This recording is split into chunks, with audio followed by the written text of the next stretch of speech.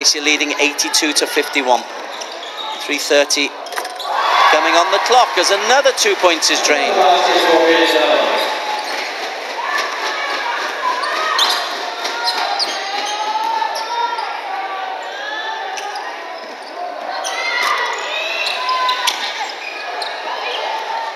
Xiang and Madeline will go to the line for two.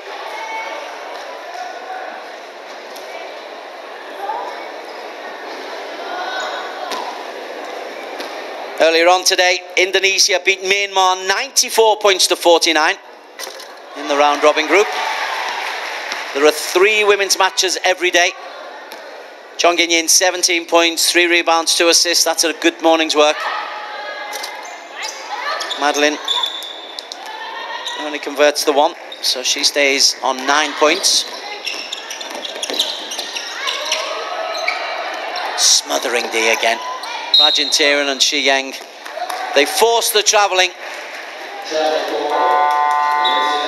And if there has been a feature, well, 2 features of Malaysia. Smothering D, not allowing Vietnam to move the ball, and also their 3-point shooting. Vietnam have had no answer to either.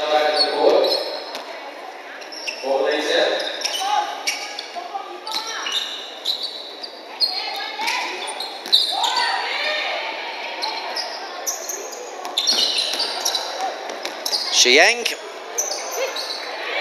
would have been a nice pass. Now Xiang's got some defensive work to do, as does Rajantiran. Tabe. Out wide to Nyatnya. Tabe. Well, it'll be a foul. And Tabe will have 2 chances from the charity stripe.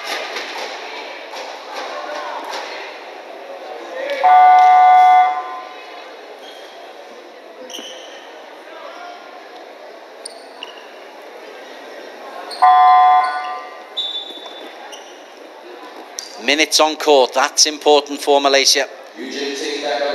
For all bar Nur Izzati. And that's a well-earned rest for Tinyan.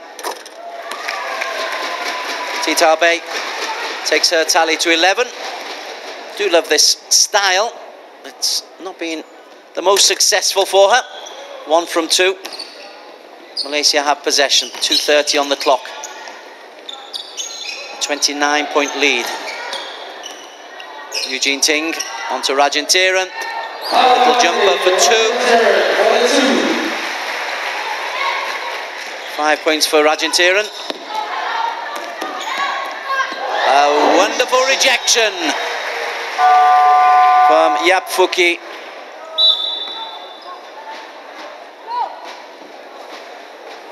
And a timeout call by Vietnam. Timeout call by Vietnam. You do inbound right here, hả? Có bóng biên nha. Nga. Đứng 2 đứa trên này nha. Bye. Bay Nga nữa. Do inbound the ball. Lưu bắt bóng biên luôn. Screen. They will switch. They will switch. Nó sẽ đổi ra Nga. Try to get the ball. Bye. Bye. If you get the ball, you have to bump first. Bump to get open. Okay. Không nó sẽ giật ra. Now, if Bai has the ball, stay right there. We do double downstream. 2 đứa ở đây nha. Nga. Bay cái bóng nó xuống cản cho Nga đi lên nha. Okay. Nga, you have to look. Maybe the switch. 我们防守，做好来手力一点。你们太不认真的去防了。给个加签。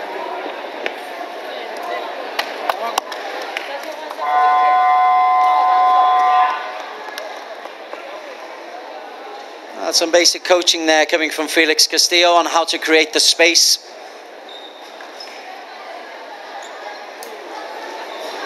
You need the shield and the blocks to be effective.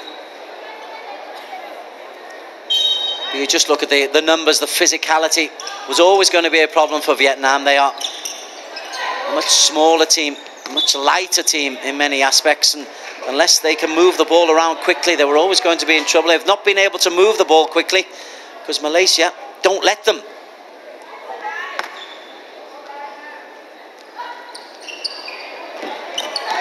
case in point. The bounce pass beautifully read by Yin Yin. Good athleticism from Yin Yin. Eugene Ting can't quite complete the job. It was almost a perfect example of how this game has gone. Going coast to coast. Malaysia defend. Vietnam maybe choose the wrong option. Wide open for three for Chanche.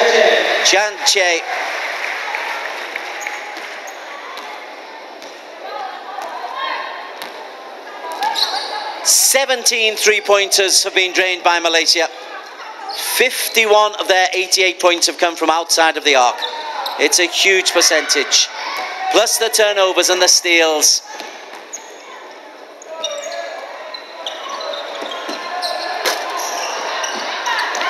And their shooting has been around about the 35% mark as that drops in and out. We've got a fast break 2-on-1. Difficult to convert because Malaysia get the numbers back quickly. It's solid D. Young Se-Yun has really coached her team defensively very, very well. It's all smiles now. Young Shi-Yang. Plenty more difficult games to come. Philippines, Thailand and Singapore, of course, plus Cambodia and Laos.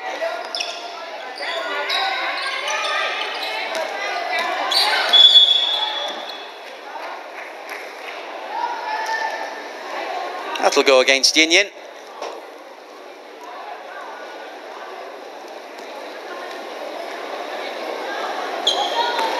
Indeed it won't, it's an offensive foul.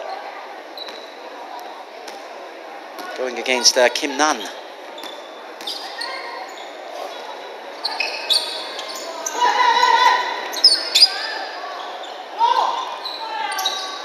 Argentinian.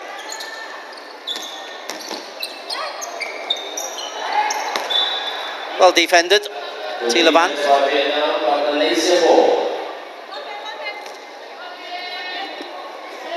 They've worked hard, Vietnam. They've been game, but they are several classes below Malaysia. Tactically, physically, and in experience, as Rajanthiran's little jumper comes off the rim.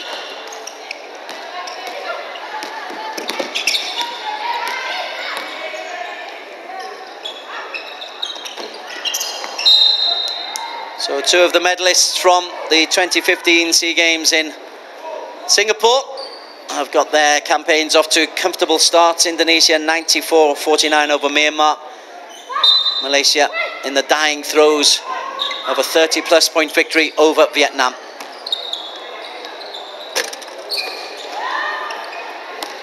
The rebound from Cha Chen.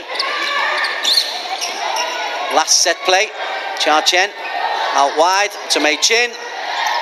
Rajanthiran doesn't drop. And wide open just for the layup. Oh, he's missed. Rajanthiran gets the basket. And the buzzer goes before Vietnam are able to convert the points. It's a convincing, comfortable victory for Malaysia. Vietnam outplayed, outclassed, outscored, outshot.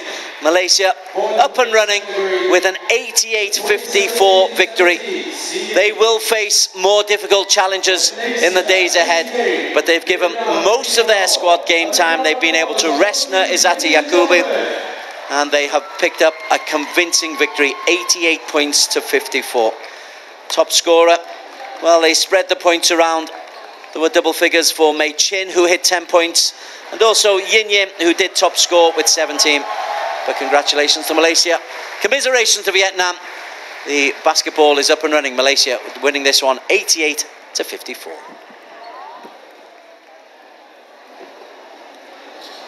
As we look on the Petronas Twin Towers and the city centre of Kuala Lumpur, let us move away from Maba, away from the basketball courts, and onto the more traditional arts of Wushu, where medals have been decided today in the Wushu Hall.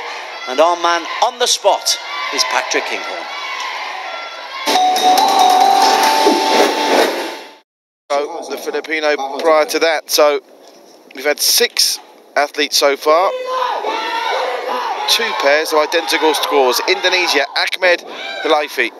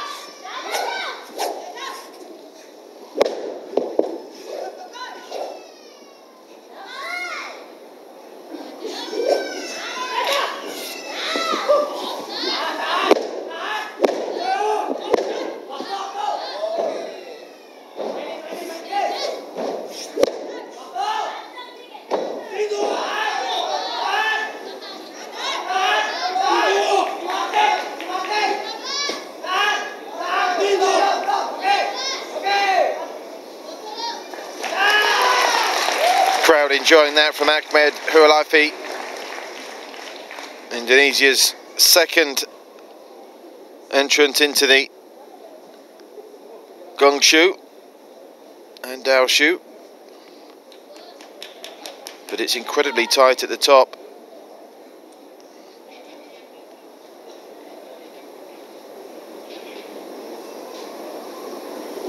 .964, two athletes on 964. Xavier Marvelo on 963, and then the Filipino and Brunei athletes on 9.50. This is going to go right down to the wire. This men's optional, Daoshu and Gongshu. 9.67, we've got a new leader, and he's from Indonesia.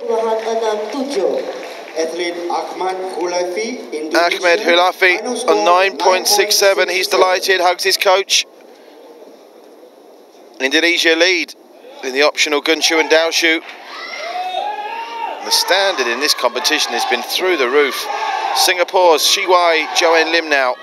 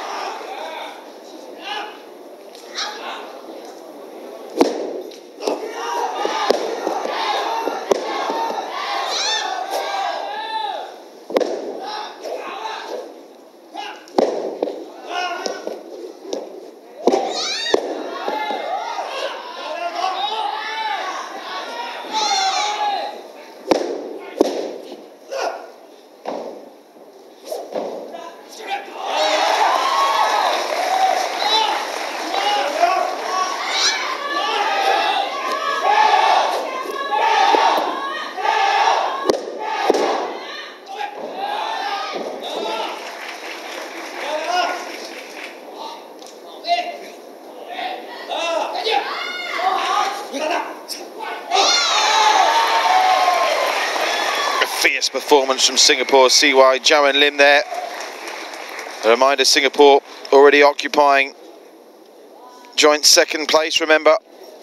This is the Gongshu, the Daoshu part of the competition, and the final will be tomorrow at 9 AM. So a strong opener for CY Joanne Lim. Is it going to be enough though to trouble the leaderboard ahead of his Daoshu tomorrow? All the other athletes nervously watching on in the wings, trying to figure out what they'll have to do tomorrow to get onto that podium. Gold medalist in the SEA Games of 2 years ago, CY Joanne Lim, so a high score expected here. It sounds like it is, and it is. The gold medalist from 2 years ago on course to retain the standard. Absolutely sensational, and he'll be happy ahead of the Daoshu tomorrow. 10号上场，11号准备。 Now, what can the Myanmarese athlete do to spoil the party?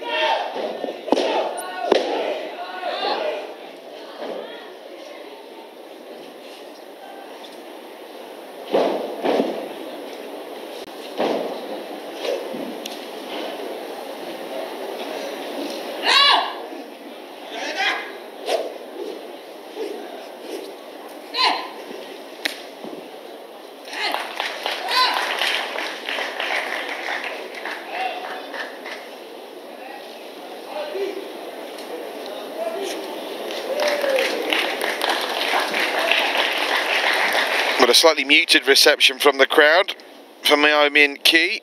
I think they're shell-shocked, the crowd, at what they've seen so far. Just to remind you, the top 5, assuming that Myanmarese doesn't get into the top 5 leaderboard now, separated by just 0.05 of a point. From Edgar Xavier Marvelo in 5th all the way up to Shiwei Javan Lim in 1st. 9.63 to 9.68 as Myanmar Key score is 8.79, quite comfortably the lowest of the scores of the 9 athletes so far. 2 still to come, remember. Going to be a fascinating final to this tomorrow with the Dao shoot. Thailand now, Sujinder Yangrungarin.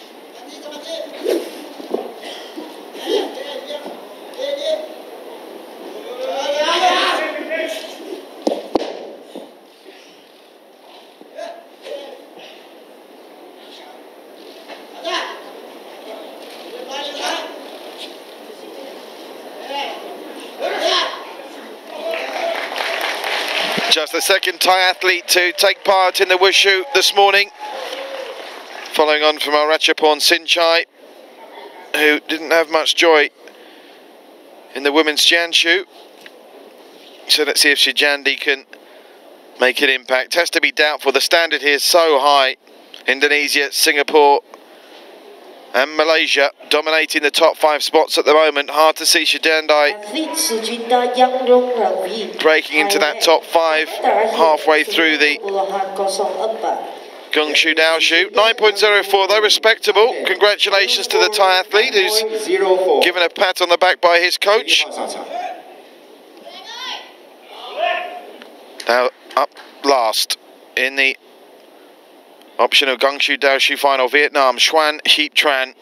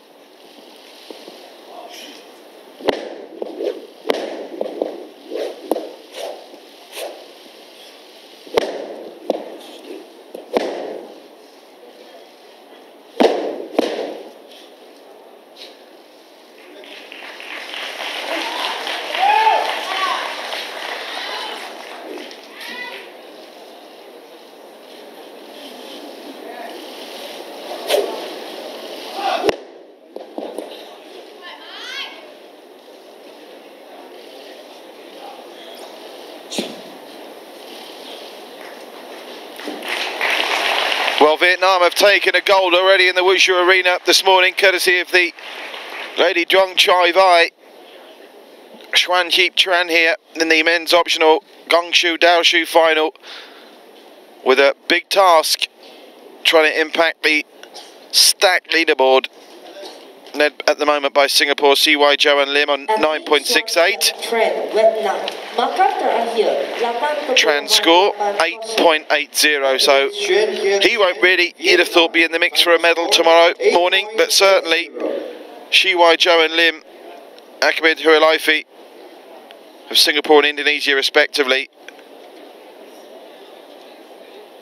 along with Yi Shang Yong and Jun Lim Kwa of Singapore and Malaysia, all very competitive indeed. The Daoshu and Gongshu final continuing tomorrow morning at 9 o'clock as we move on to the women's optional Gongshu final. That's up next.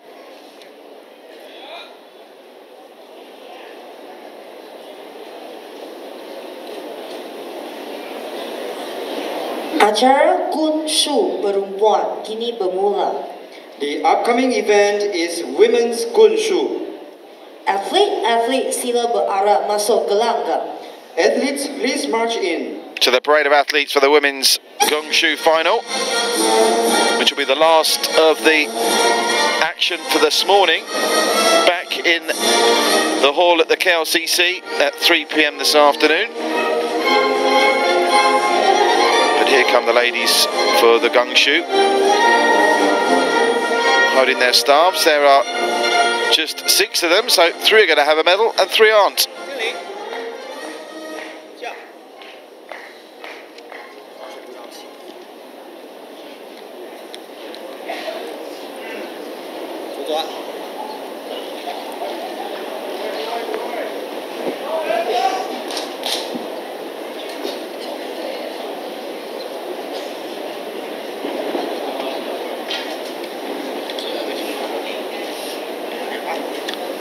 So starting off the 6-woman final is one of the fancied entrants, Mu Fai Ting of Singapore.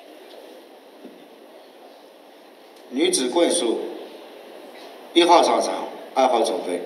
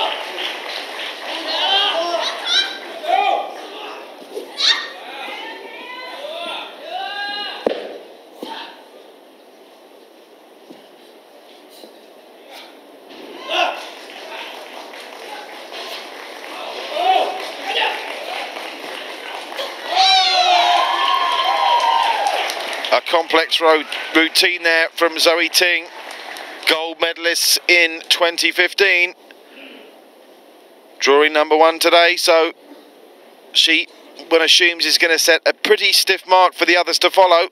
Just 6 ladies, remember, in this women's optional Gongshu final. Has Zoe Ting done enough going out first to win another gold medal. The crowd like it. Marker terakhir 9.58. Athlete waiting Zoe Mui, Singapore. Final score 9.58. Well, solid. Maybe not spectacular, but solid enough. Has that done enough, though, to take gold, having gone first? 5 athletes now have a chance to follow and surpass. Starting.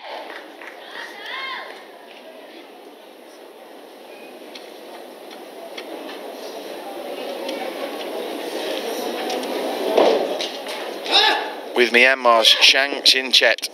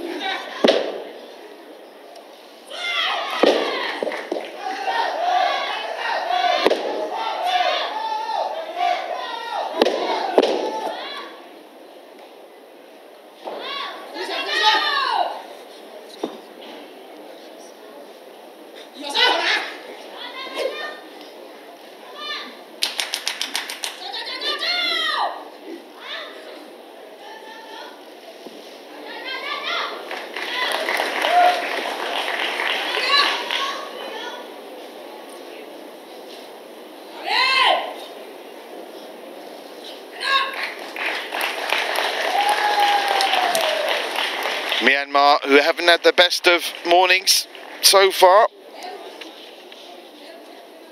Only very reasonable scores. Decent effort in the women's optional Chan Shu by Wai Po. Not, however, good enough for a medal. Let's see what Zhan Tian Tet has managed to pull off here in that Gong Shu. 9.58, the benchmark set by Zoe Ting. 6 athletes battling it out for the medals in the women's Gong Shu this 2017 SEA Games in Kuala Lumpur. Let's see what Zhang Tian Tet has come up with for Myanmar. She nervously and anxiously looks on. Shows her respect to the judges. Marker terakhir 9.40. Athlete Kai Zinter, Myanmar. Final score 9.40. 9.40, so not too far off Zoe Ting's mark of 9.58. But are we about to see that mark be surpassed by Vietnam's Hong Tai Pong?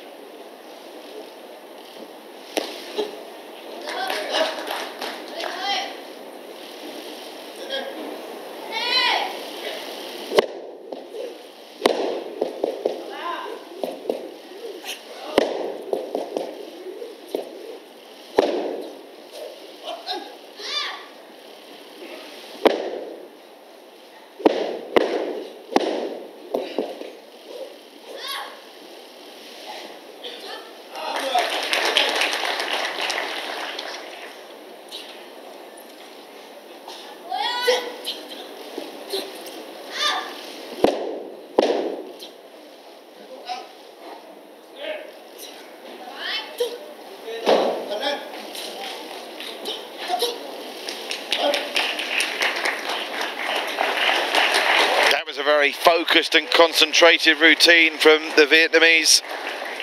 Just have a look at the concentration and etched on her face. She got through that. Some nice aerial work as well. 9.58 is the mark she has to beat for gold. 9.40 for silver. Anything below that would put her in bronze, but surely leave her vulnerable to the three ladies still to come.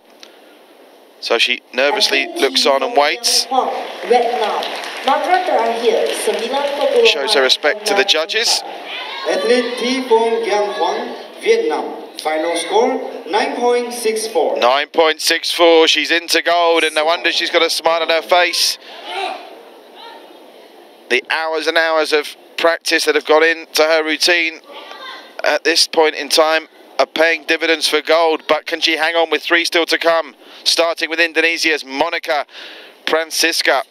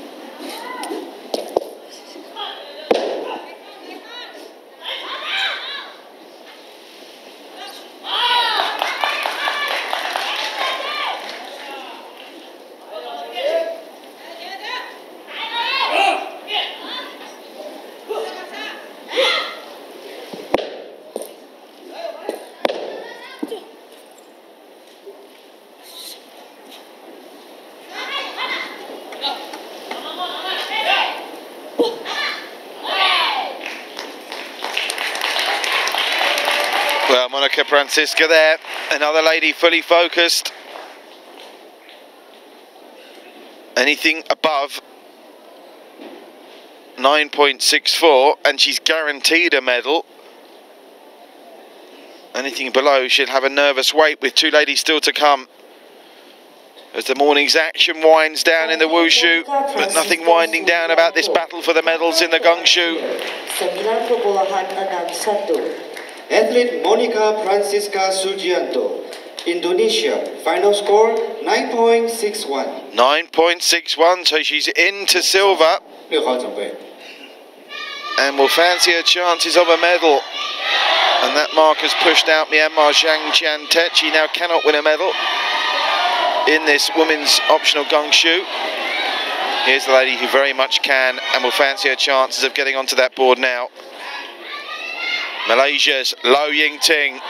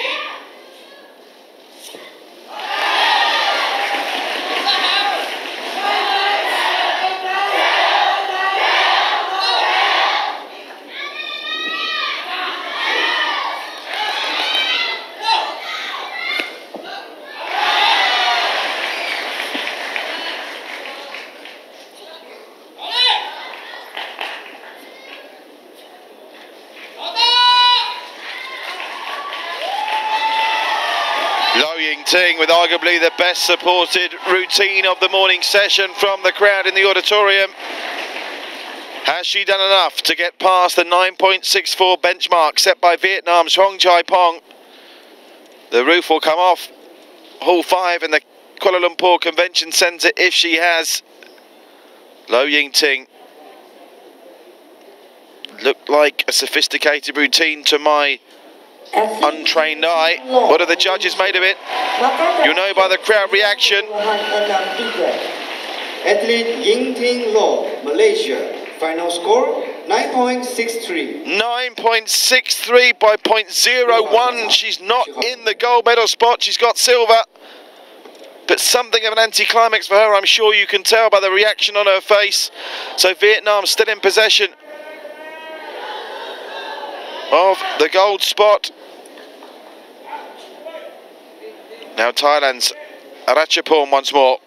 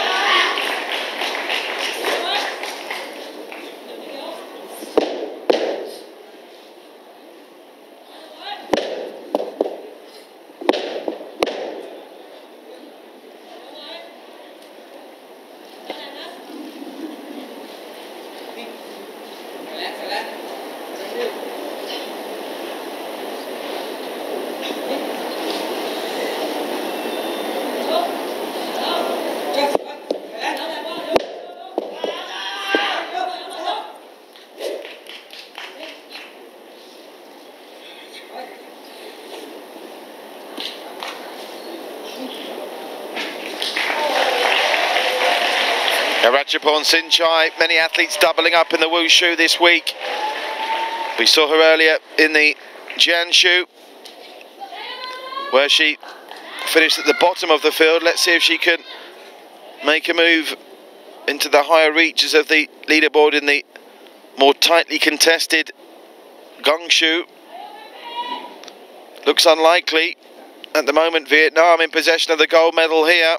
Malaysia the bronze and Indonesia the silver. Singapore going to miss out, that much we do know. Ratchaporn Sinchai. Remember, she had a long old wait for her score in the Jiangsu. Her coaches are smiling.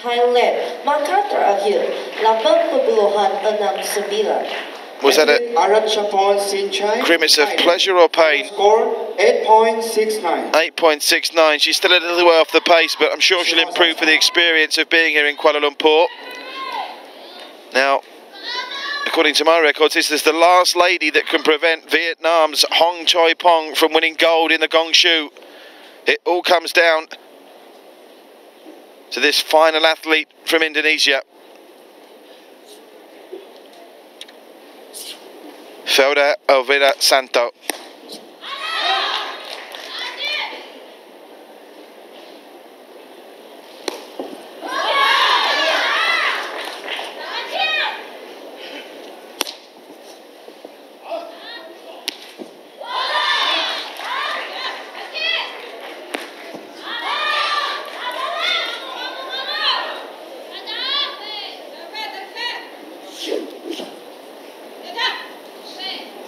Here we go!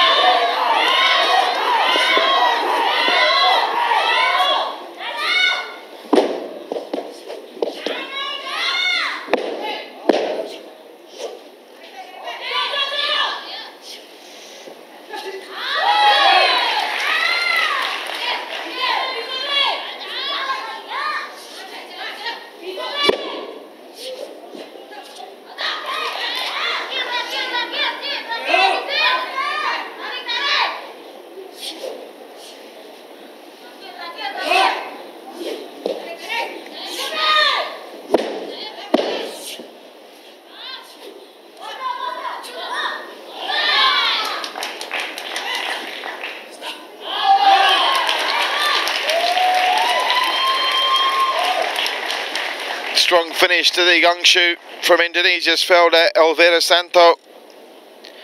Big ask for her to get near that 9.64. We shall soon see.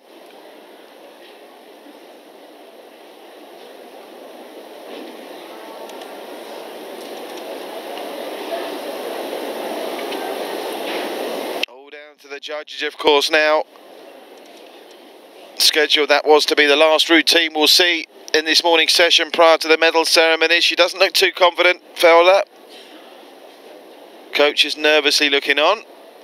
For a medal, she needs 9.62.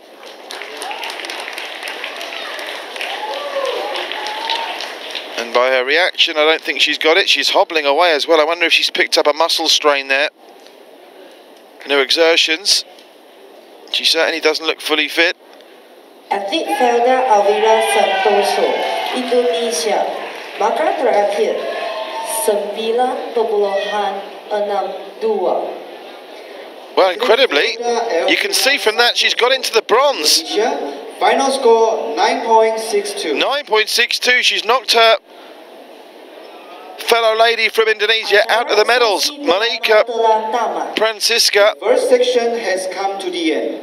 Para juri dan pengadil is out the medals. Juries and judges, please rise. Dramatic finish then to the gong shoot. She picked up an injury in the process, but Felda Elvira Santo has got a bronze medal for her troubles.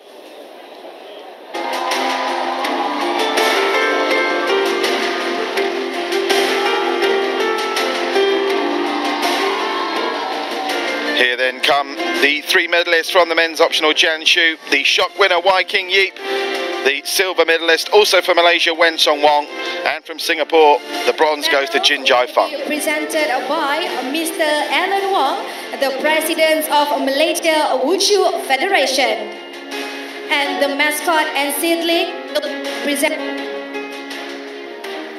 Yang berbahagia Dato' Heng Ban Chung, the Deputy President of Malaysia Wushu Federation.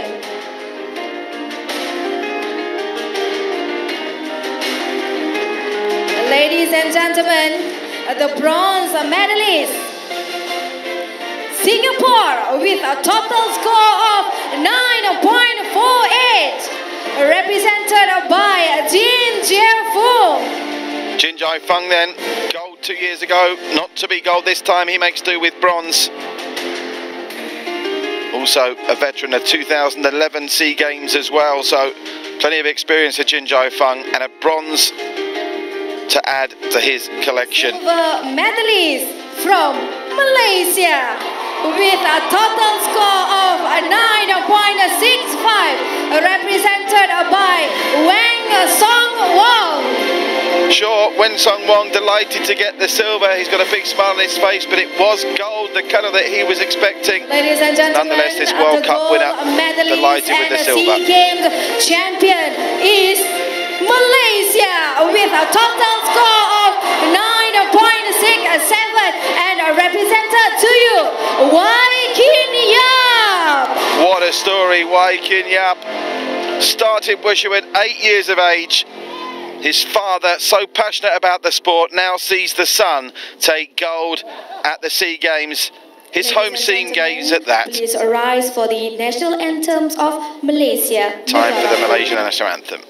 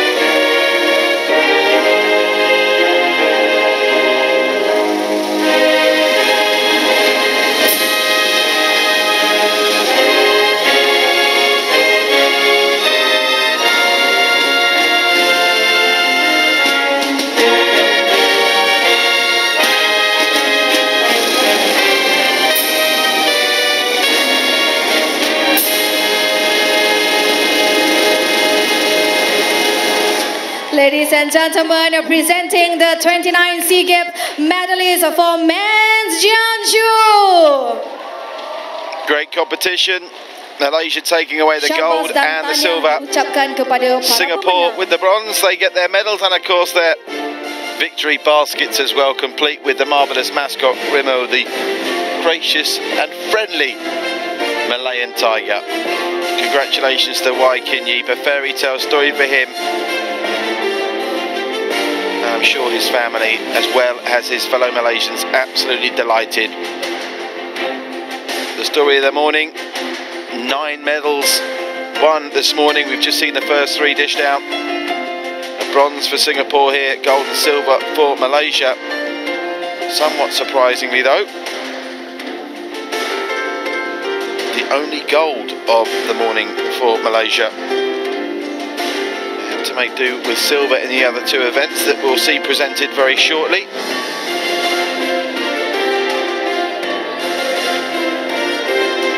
And a reversal of fortunes for the Malaysians. Divisions of Vietnam. The mascot. Some confusion now for the Vietnamese athlete. Thought they were calling her up. She'll have to step down again, I think. Division of Vietnam.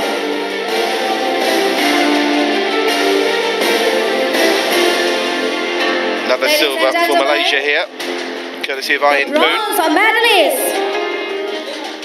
Singapore with the total score 9.60, represented by Hui Xin Fung. Hui Xin Fung taking the bronze, just 0.03 away from nabbing the silver, but to a certain extent they were all in the shadow of the gold medal winner this afternoon, but nevertheless delighted for Singapore and that bronze. From Malaysia with a total score of 9.63. Represented by In Foon. In Foon there. Silver medalist, so close wasn't it to being bronze for Malaysia as well. Maggie Chia just pipped for that post by Singapore's Hui Xin Fung. SEA Games champion is from Vietnam. Represented by Thuy Vi Dong with the total score of 9.67. Well, her legacy in the annals and legends of SEA Games Wushu now firmly entrenched. A hat-trick of gold medals in the Jiangsu, 2013 in Myanmar, 2015 in Singapore, and now 2017 in Kuala Lumpur. An astonishing achievement. Anthems of Vietnam.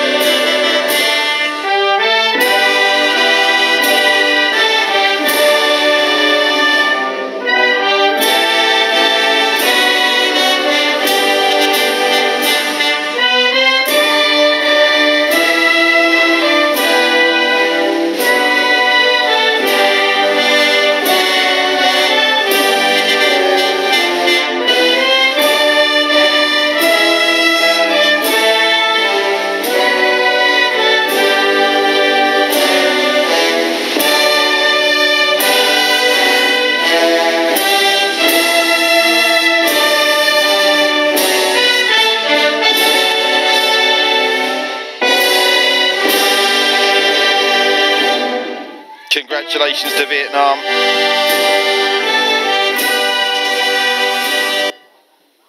As we get an extended version of the national anthem there, but that presenting the 29 doesn't mind for one iota Jiangsu. for Chai Vi Dong, the Jiangsu champion yet again. Smiles all round from the ladies. It's been very much a gold morning for Vietnam. They take 2 of the 3 golds on offer this morning. Malaysia taking gold, as we've seen in the men's Jiangsu. But in terms of the ladies, Vietnam leading the way. Wang Vinh Giang, the Vice President of Vietnam Olympic Council. The mascot and seedling will be presented by Mr. Huang Kuo Vinh, the Deputy to the Chief Division of Vietnam.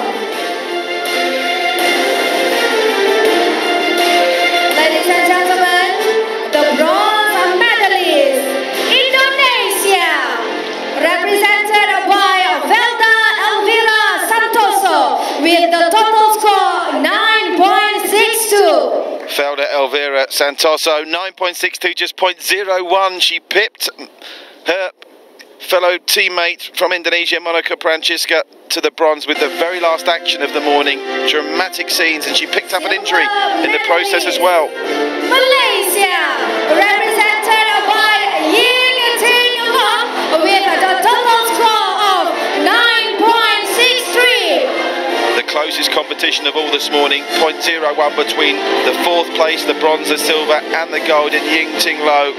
She's got a smile on her face. I'm sure she'll be a bit disappointed. She was expected to get gold here, the world and Asian champion, but there was a twist in the tail. Another gold for Vietnam. And SEA Games champion once again, Vietnam, represented by Thi Quang Chien Huong with the total score of 9.64. Thi Pyong Hong giving the traditional wushu greeting to the gentleman from Vietnam, putting the medal around her neck. Fantastic morning in the wushu arena for the Vietnamese. 2 gold medals. Both of the women gold medals available this morning go to Vietnam. Malaysia with a clean sweep of silvers. Please rise for the national anthems of Vietnam.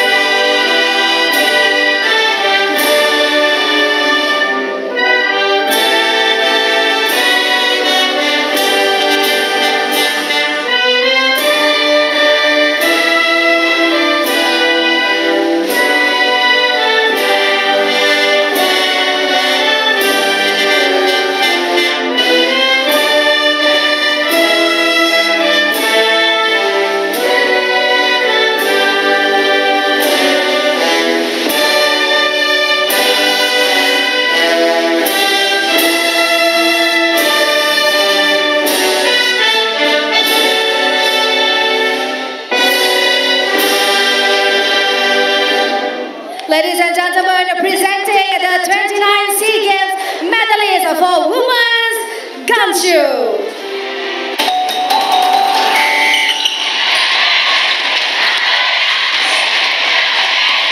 Welcome back live. You're looking at the glorious scene of this magical city, Kuala Lumpur, as the 2017 SEA Games is in full swing. We've dashed across town from the KLCC Convention Centre, Hall 5, just below those Twin Towers, to Bukit Kiara, the Juara Stadium, for the main event for many this Sunday afternoon. It's the final of the women's netball.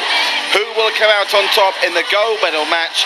It's the host nation and 2001 champions Malaysia against the reigning champions of SEA Games netball, Singapore, who won when they hosted the games in 2015. They both have 1 gold and 1 silver each in SEA Games netball history. Someone is going to take an outright lead in the overall standings this afternoon.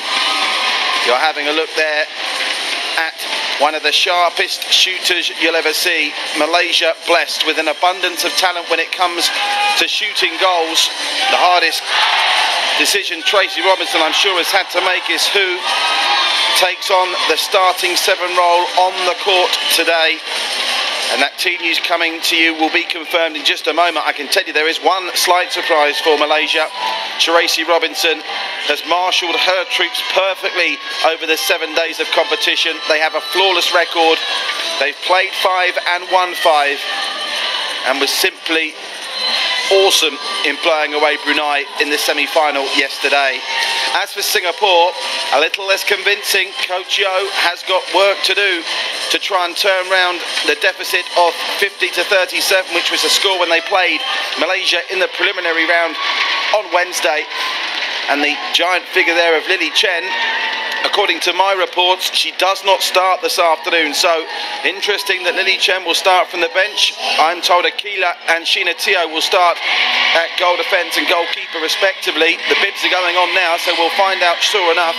You can be sure Bazora will start at centre, and that lady Charmaine So She, without any shadow of a doubt, is Singapore's main goal-scoring threat, and she will start, as she always does, at goal shooter.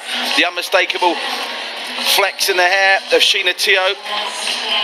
She's impressed many this week with her footwork and her passion and ability to read the game, and she'll be charged with trying to stop the Malaysian scoring juggernaut. Very shortly we'll have the team introductions. We'll get you courtside for that. Last minute instructions being given. Two netball tribes going to war in the SEA Games. The two greatest rivals in the region's netball about to take to the court. Confirmation for Malaysia. That one slight surprise, Ishan starting at goal attack. Karishma and Narashkin. Narashkin 27 goals in the semi-final yesterday, but only good enough for a start on the substitutes bench for Malaysia. As always, Pao Mai Fong driving them through the centres. I believe we're about to get the national anthems. We will hopefully squeeze in Singapore's team before. If we cannot, we will do straight afterwards. We'll keep the Singapore team on hold as we take in the national anthems.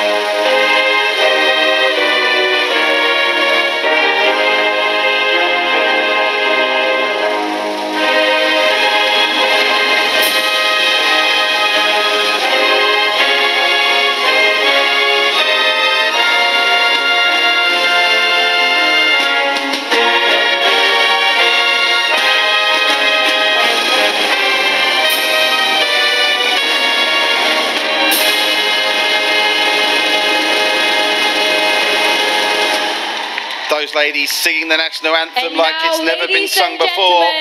And now Singapore's turn. Singapore.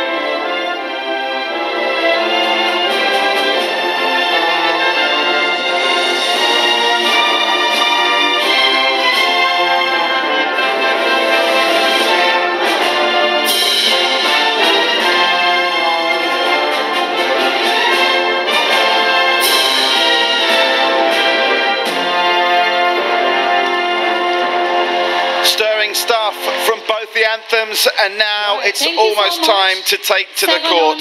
Will Malaysia exact revenge for their 2015 SEA Games final defeat, or can Singapore bounce back from their drubbing at the hands of Malaysia on Wednesday in the preliminary round? Confirmation, Charmaine So and Zhang Alin will be the goal-scoring threats for Singapore. Sheena Teo rewarded with some stirring displays over the last 6 days with a place in the biggest game of them all. And expect Bazura to drive from the centres. Let's get courtside for the introductions. Gentlemen, our 7 on-court players for Malaysia.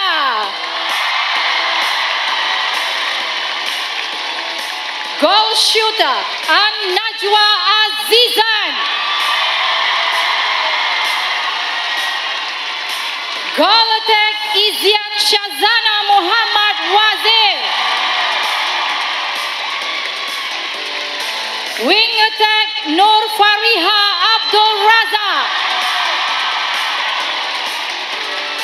Center Paul Mefong.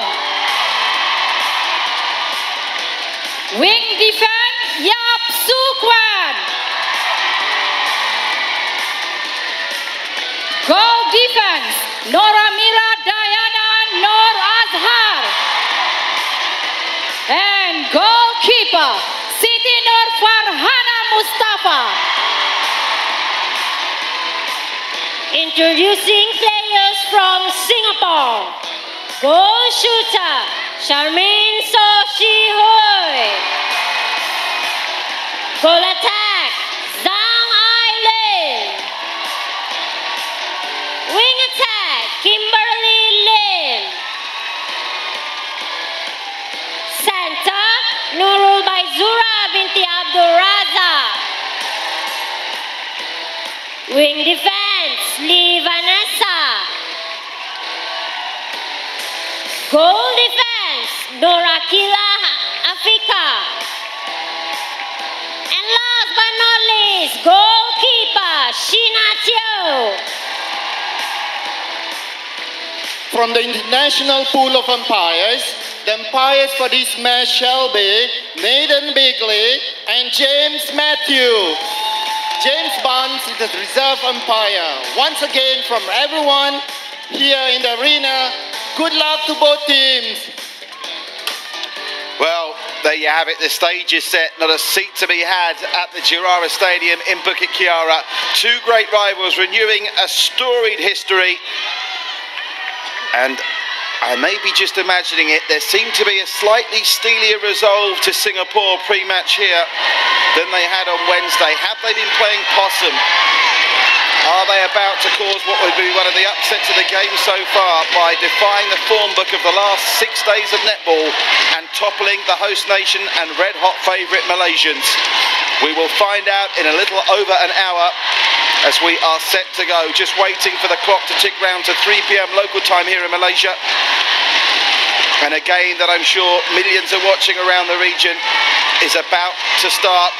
It'll be Mi Fong Pao at centre to get us rolling, and Malaysia straight away trying to affect that quick transition that served them so well throughout the course of the week. The pass from Wazir finds Najwa.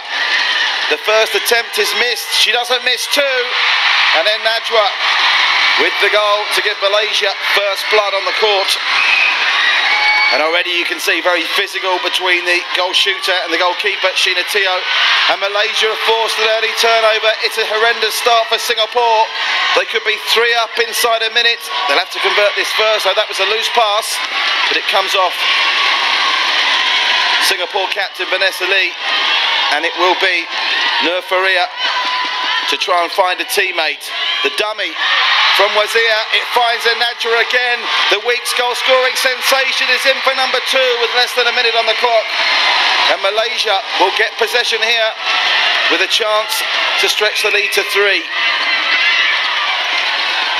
And Najwa surprised many when she wasn't starting in the semi-final yesterday. It looks like Tracy Robinson has made sure she's well rested. Singapore went for a turnover there. It's what they needed, but they've been flagged. Vanessa Lee penalised. And all of a sudden, it's Wazir will have a go from range where she faked to shoot there. Instead found Najwa, and then Najwa does what she does best. Makes the ball go through that goal, and Malaysia are racing into a 3-0 lead already. Singapore, 85 seconds in, yet to even reach the opponent's goal area, let alone put one through the goal, and they've been done for footwork. Bazora flagged for footwork. Everything going wrong for the Singaporeans early. And unless they're very careful, this could turn into an embarrassing rout. Malaysia have carried all before them in the last 6 days, and they don't appear to be in a mood to give up their dominance just yet, but that was a pass that went through the hands of Najwa, but Singapore cannot get anything right. I talked about perhaps a renewed steely determination from them before the game. Maybe that's just nerves in the face of a very hostile atmosphere. And Najwa's in for her fourth. She's been full of emotion, and Najwa, throughout the course of the week. And she's continuing her own personal quest to roll over every opponent that dares come into Malaysia's netballing path. And there's the fifth. They're scoring at such regular intervals, we're even missing it because of replays. And Najwa has scored 5 in 2 minutes 30. The Malaysians are streaking away. Singapore need to find something from somewhere, and people will be asking why Lily Chen wasn't starting. Surely her physical presence is needed to combat Najwa, unless it's an injury. It does seem a strange decision. Charmaine So will try and steady the ship somewhat, and Singapore finally off the mark. That trademark Charmaine So applauding her own points. How badly did Singapore need that? They now still trail by 4, and they have a chance to force a turnover, but Malaysia so quick in transition. They're 3 seconds from one end of the court to the other. And then Najwa, when she's in this kind of mood, she's unstoppable. I don't think poor old Wazir is going to get a chance to shoot at goal for this first quarter, the way things are going. Bazora finds So. The lob pass to the wing attack, Kimberly Lim. Penalised is Mi Fong Pao, the centre for Malaysia. Arms across, the ruling there, so Charmaine So will get a 5.5-footer to try and convert. Oh, it's dribbled in and out, but again, the whistle blows, so she'll get a second go. No easy shot this, and she does well, Charmaine So. Her second, Singapore second. All the goals in this game so far scored by the goal shooters. The goal attack's not getting a look in thus far. And at the moment, Singapore not really getting a look in. They trail by 4. And it will be Nur Faria to try and connect, no doubt, with Najwa. The dummy pass, she lobs for Najwa, who collects in the face of opposition from Sheena Teo. 3 feet was the ruling there, not 3 feet. And Najwa, look how physical it's getting in that Singapore goal area. And Najwa missing out on that occasion. It's going to be Bazora desperately trying to get something going quickly for Singapore. Their transition at the moment slower than that of Malaysia. And that is in large part due to the hustle that Malaysia are employing here. I think they believe it's their destiny to win back the gold they lost in 2015, and they're on target to do so. But Charmaine So, are we seeing the start of a Singapore comeback? No, we're not on that occasion. A bad miss from So, and a rarity, her missing from that kind of range. And the 3 feet ruling against Singapore as well means Malaysia get a head start, and this transition's a quick one. The dummy pass once more, and Najwa could have gone for goal, but instead the whistle is blown, and she'll go from 4 feet for number 7. 7 for Najwa, 7 for Malaysia. They lead by 5 with 9.5 to go in the first.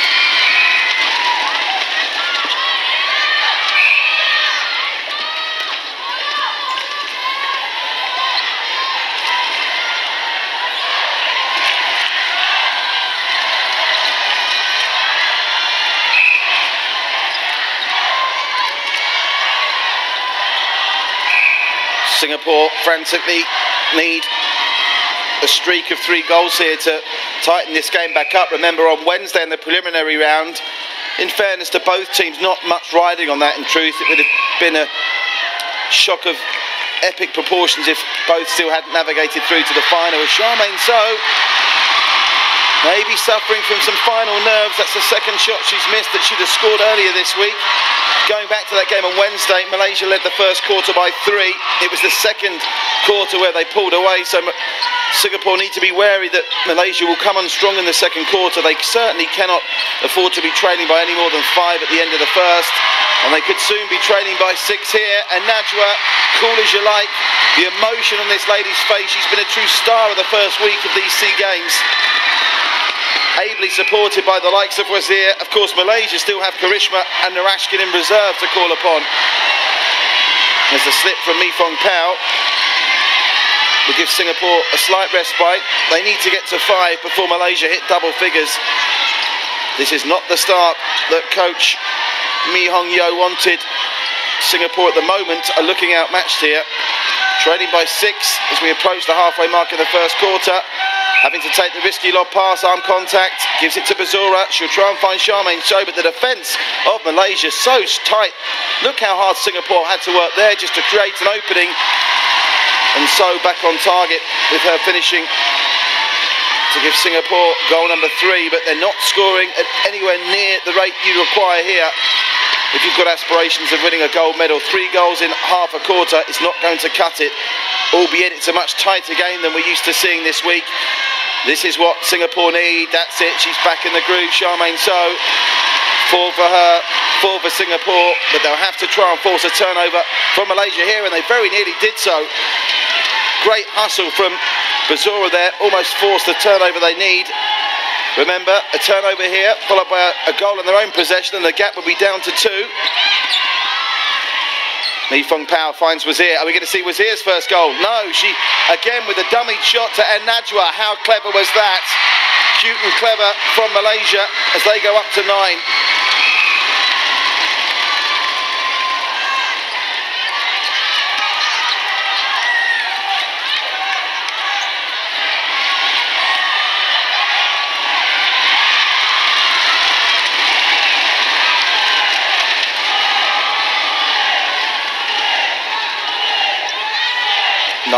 Singapore cannot afford to not score in this possession. The bounce pass in from Shagalin, and Charmaine So for the 3rd time in this first quarter with what by her standards is a bad miss.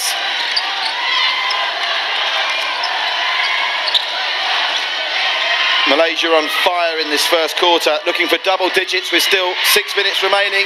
Now we're going to see Wazir's first goal of the afternoon.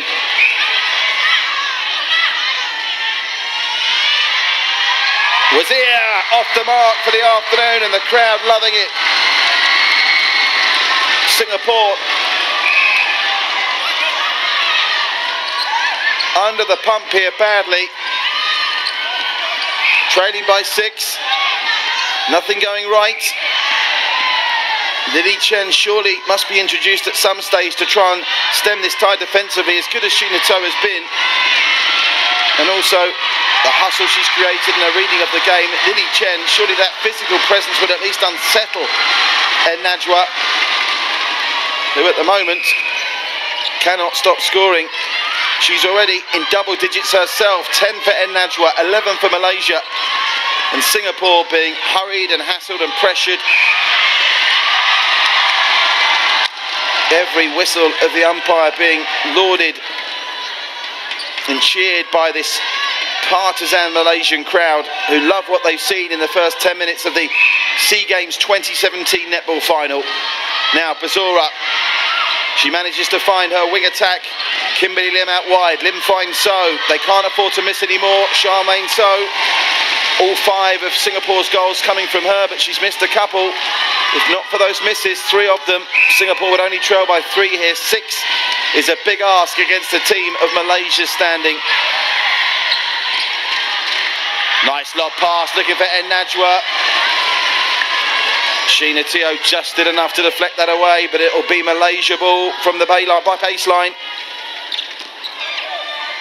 Mi Fung Pao finds Najwa, and then Najwa, nothing but net from her. Goal number 11 on the afternoon for Najwa, 12 for Malaysia. At least she's been nice enough to let Wazir score 1. And the tactic of coach Tracy Robinson of resting Najwa during the week, and for that semi-final yesterday, well, the first half of it anyway, appears to be reaping rewards.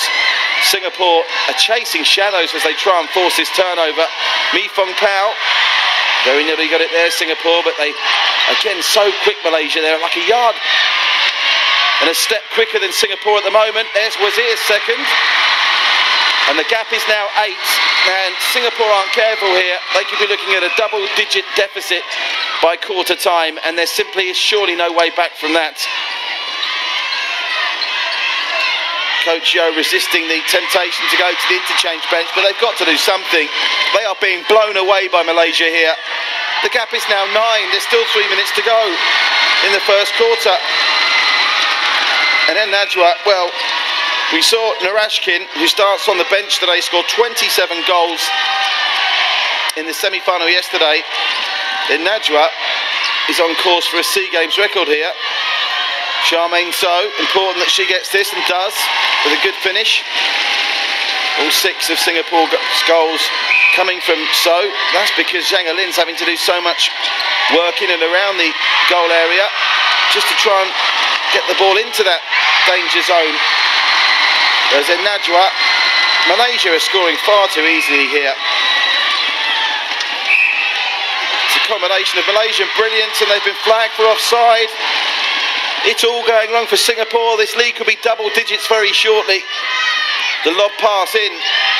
Wing attack. Nur Faraya under no pressure at all. Al Najwa from range. She's just not missing. And it's 10, the biggest lead of the game so far.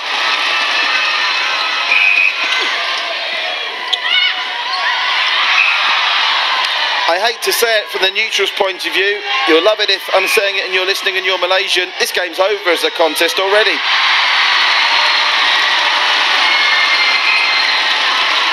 Malaysia, still a joy to watch. You can see why they're Asian champions. Their International Netball Federation ranking up to an all-time high. And in this kind of form, never mind Southeast Asia, they'll be giving other parts of the world something to think about. Another great lob pass.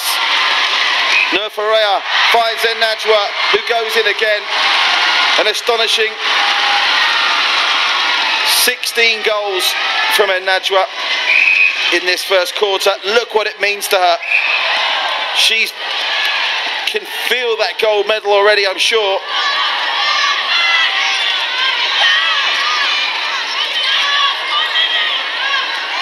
Singapore all at sea. In fairness to them,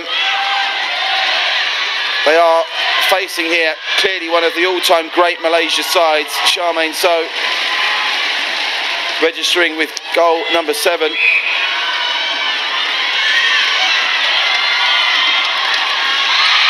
But Malaysia simply cannot do anything wrong at the moment.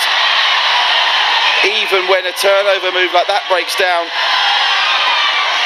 Sheena Teo and then Najwa, but it's a physical mismatch. They've got to employ Lily Chen from the bench surely in the second quarter if Singapore have got any chance of turning this round.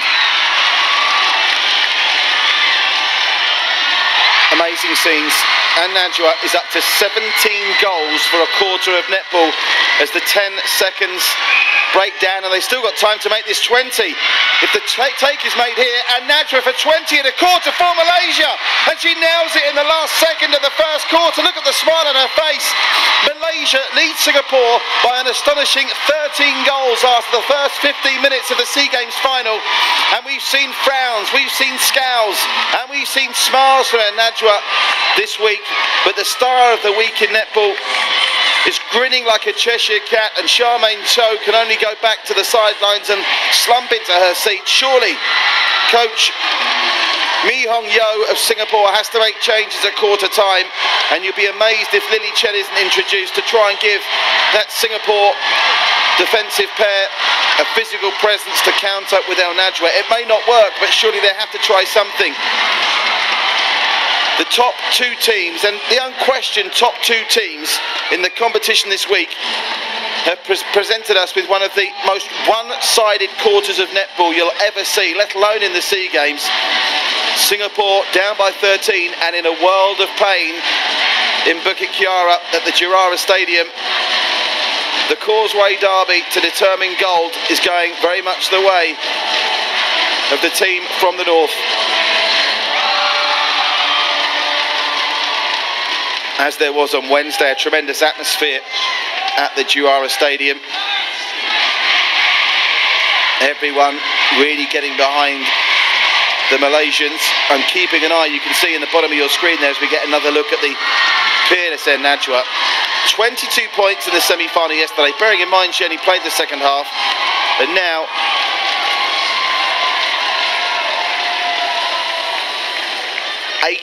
including that last gasp 20th goal for Malaysia in the first quarter. And just look what it means to her. The Malaysians have been on a netballing mission this week, and every hurdle that's been put in front of them, they've jumped over, and there's the clearest indication that they're expected to win. The Prime Minister's in the house, and further motivation for the ladies is if any were needed. The Prime Minister of Malaysia on hand, Najib Razak, sitting in the box reserve for the dignitaries.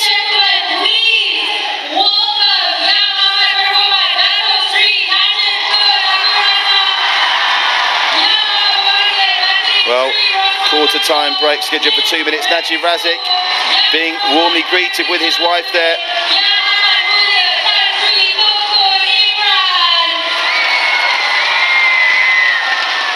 And they will like what they've walked into here. We'll forgive him. I'm not sure if we will forgive him actually for missing the start of the match, but nevertheless he's walked in and he probably can't believe what he's seeing on the scoreboard. Malaysia just asking questions of Singapore that they have no answers to now. The bibs have come off a lot of those Singapore girls. Are we going to see some changes here? What can coach Mi Hong Yo do to turn this around, or is the game already gone? It's a huge lead to try and recover from.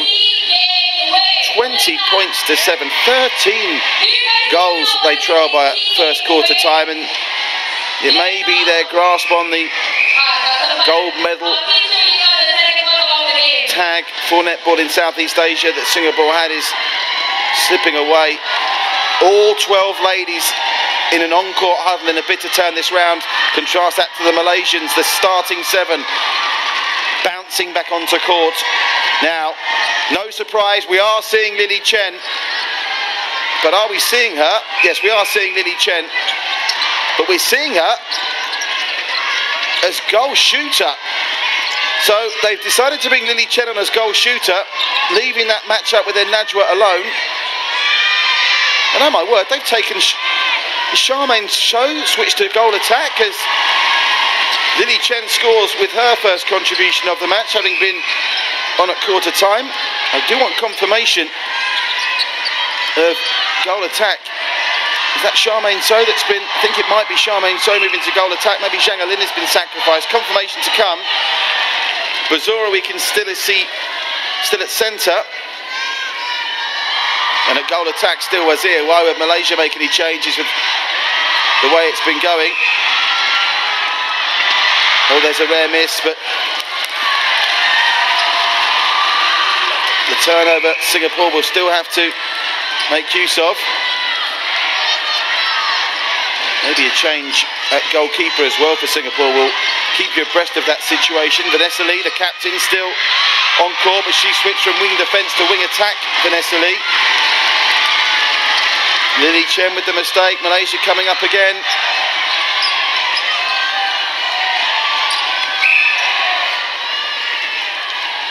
Instruction called. Wazir with a chance. That familiar shoot dummy pass to Najwa. And then Najwa's in again.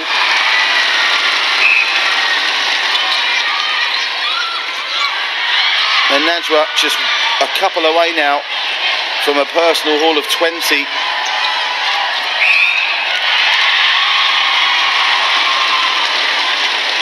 Melody Teo, I think it is now, playing goalkeeper for Singapore. We'll keep an eye on that for you. Looks like Sheena Teo is taking a rest in this quarter. Also, Praveen Nair is now on at wing defence. Kimberly Lim appear to be taking some time out, but it doesn't seem to matter what personnel they have on the court. Najwa is an unstoppable force in netball this week in Malaysia. There's a loose pass. Singapore able to utilise the turnover there. Melody Teo, you can see there, playing goalkeeper for Singapore. Lead is already extended to 14. Remember the first quarter, 20-7 in Malaysia's favour. That's a nice lob pass by Bazura, but Lily Chen not doing enough, and they lose possession. Oh, she's then penalised Lily Chen. Nothing going right for Singapore in this one. It's in danger of becoming a rout. Lovely lob pass, and Najwa again. You know what's happening here. In it goes. 23, 21 of them to end Najwa. Simply stunning. That's a loose pass though from Singapore. Summing up their trials and tribulations, Charmaine So, who's had to switch from goal shooter to goal attack to accommodate Lily Chen. It doesn't appear to be working.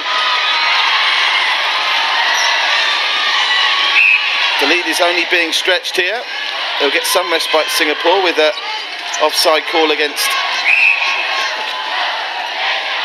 Malaysia.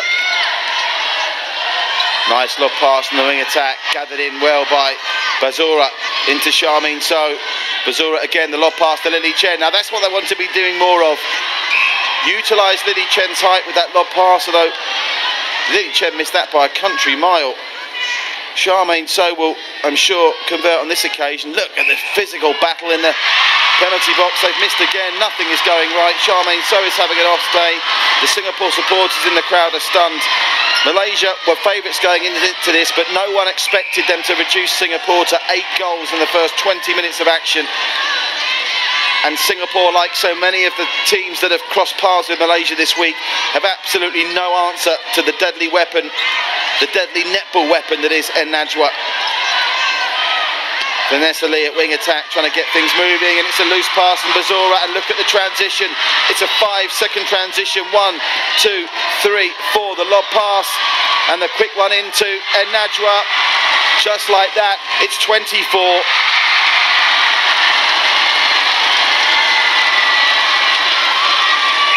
Well, Malaysia are making a statement here, aren't they? Never mind the best in the ASEAN region. They consider themselves, I'm sure, now the best in Asia. The current Asian champions. Najwa brings up the quarter century. They've scored 25. There's only 20 minutes been played.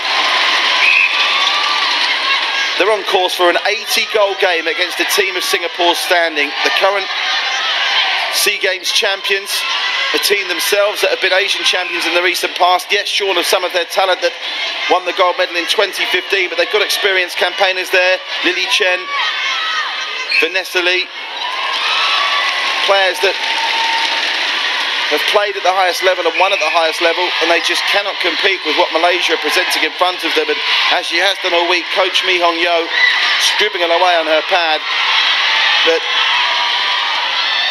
she may as well be doing the world's hardest Sudoku puzzle, because everything they try, as was here, living in the goal-scoring shadow of Najwa in this one, gets off the mark. And just to make supporters of Singapore feel worse, the Malaysians still on the bench have Narashkin, who scored 27 points in the semi-final. What a play by Najwa! What a play by Farhana, I should say. Superb defensive work from Farhana.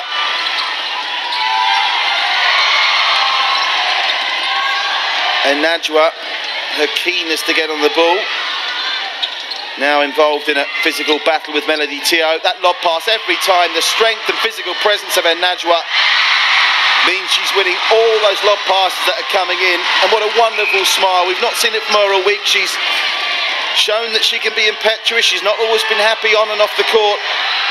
But this is what it's all come down to for the Malaysian netball team. And look at this, the goals are coming so thick and fast, we can't keep up. Tracy Robinson, how she can't crack a smile, I do not know.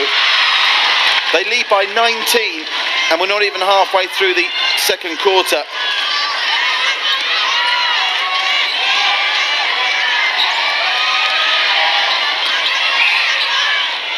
It's women against girls at the moment, and Singapore looks short of a leader, quite frankly. Vanessa Lee, the captain, has been on the court, but Najwa, contrast her body language and the fist pumping and the verbals to what we're seeing from Singapore.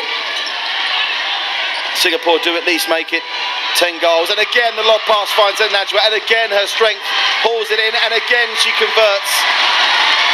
Practically faultless Najwa. in this SEA Games final.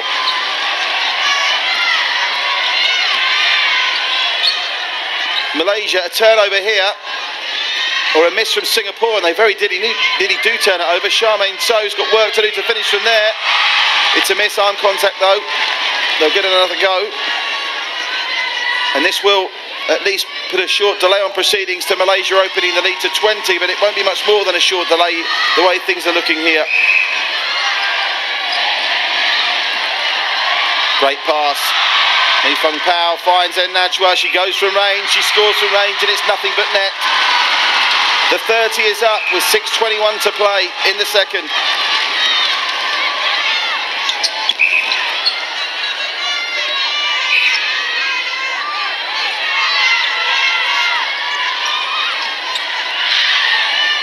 Taking the gamble with these lob passes now as Singapore. Lily Chen does well to stay in bounds, but the shooting from her, not for the first time today, is not immaculate. There's no point catching the ball if you don't convert. Answers on a postcard as to why she's not playing goalkeeper as opposed to goal shooter. That was the only chance they had of stemming the Najwa tide, surely. That battle between Lily Chen and Najwa on Wednesday resulted in a much closer game than the one we're seeing here, and it's another turnover.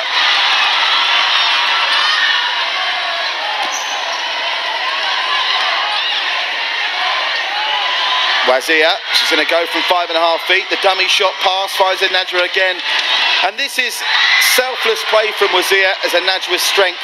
She completely outmuscles all the defenders she comes up against. Only Lily Chen has given it anything like a physical contest this week. And let's give Wazir some credit. Her selfless play at goal attack is creating many of these opportunities for Najwa. And again, will she go for goal herself, or will it be the dummy pass? She goes herself. And credit to her, wins the rebound. And the lead is now 21 points.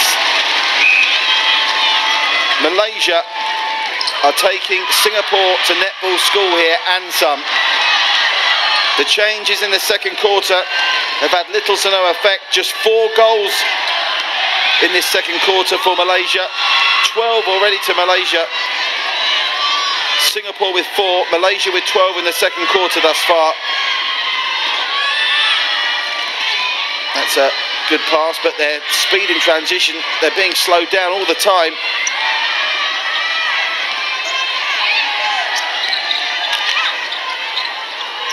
Bizura with a loose pass, easily picked off by Farhana, and they come racing down the other end again, but I think on offside call against them possibly, much to the relief of the two centres, Bizura and Mi Fung Pao. Look at that, clashing in the centre of the court, the workhorses of their respective teams, Mi Fung Pao and Bizura.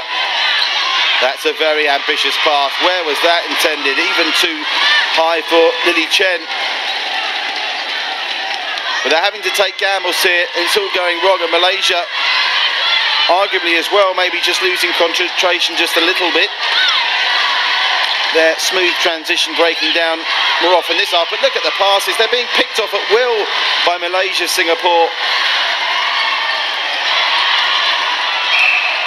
And Najwa, arm contact, I believe that was against wing defence. Praveen there penalised. The dummy pass again, finds Wazir, and again arm contact. So Wazir will get a shot on goal. Oh, it comes in and out, and Najwa was here, they scramble, it falls to Mi Fung Pao. Arm contact against Melody Teo there. And then Najwa is going to very shortly have an attempt to bring it up to 33 and a 22 lead.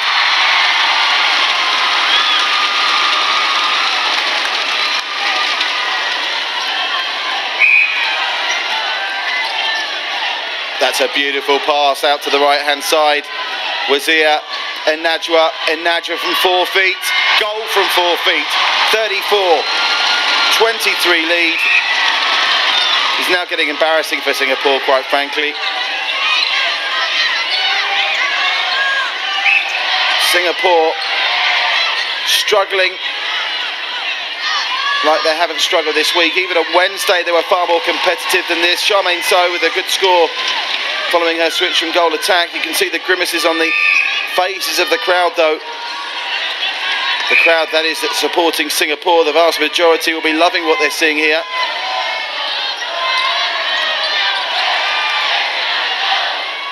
That's a nice lob pass, and Najwa outreached arms, pick it up. This is going to be 35, and the lead's now 23.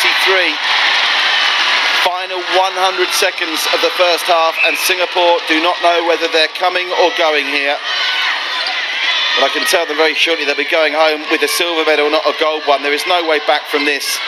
And look at that, they're reduced to taking very risky passes. Lily Chen penalised.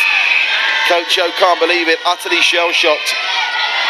We wondered if Singapore had played possum this week. We wondered whether Malaysia could keep up their scintillating form through 7 days of top-class competition. The questions to both. The answers to both those questions being given here in emphatic fashion. Malaysia with a 23-point lead, and everything Singapore is trying is going wrong. Lily Chen, a forlorn figure at goal shooter. The inquest as to why she didn't start in defence, I'm sure we'll have to wait for another day. And to be fair, maybe even she wouldn't have been able to put a stop to the Najwa juggernaut. But every time the ball goes into that Singapore goal area, the physical strength and the ability to pluck the ball out of the air from Najwa is without equal in these SEA Games. It's the biggest lead of the day so far, and it comes on the stroke of half-time. Malaysia leading by 24 with a chance of a quarter-of-a-century lead in a gold medal match. Doesn't drop, and the decision goes Singapore's way. So Singapore, 18 seconds to salvage a goal at the end of this first half. But their speed in transition completely being slowed down by the effective hustle and defensive guile of Malaysia. They've only got 3 seconds to fashion this into a goal-scoring opportunity. They're rapidly running out of time. And that will be it for the first half. Physical, yes. Fair, yes. One-sided, yes. Malaysia, if they could give out gold medals at half-time, they'd be doing so. But Singapore with a mission impossible, having lost the first quarter 20-7. Malaysia trumped them in the second 16-5. Singapore yet to hit double digits in either of the quarters. They'll have to overcome a 24-point margin if they have any hope of winning the gold medal once again. Bukit Kiara is coming unglued. The crowd have played their part.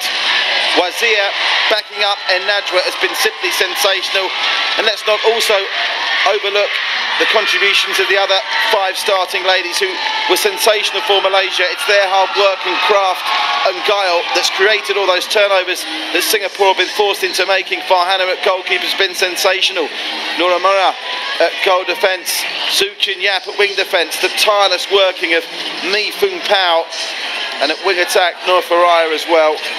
Expect to see, I'm sure, Narashkin and Karishma be brought in to back and Najwa up. And the memory, having worked on these netball games for the last week, will be the emotion and the sheer joy displayed by Najwa as she took this gold medal match by the scruff of its neck over the last half an hour. Surely for Singapore coach Mi Hong Yao, it's got to be small steps in this second half. Attempt to win the third quarter and see where you are at the start of the fourth. But on the evidence of what we've seen this week so far, it is impossible for Singapore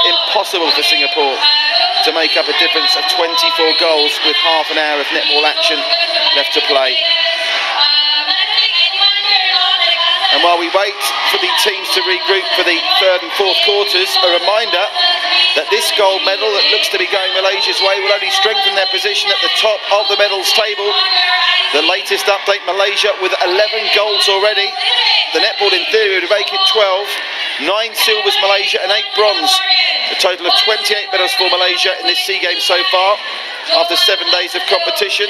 For Singapore, they're strong in second with 6 golds, 4 silvers, 6 bronze, with a total of 16 medals.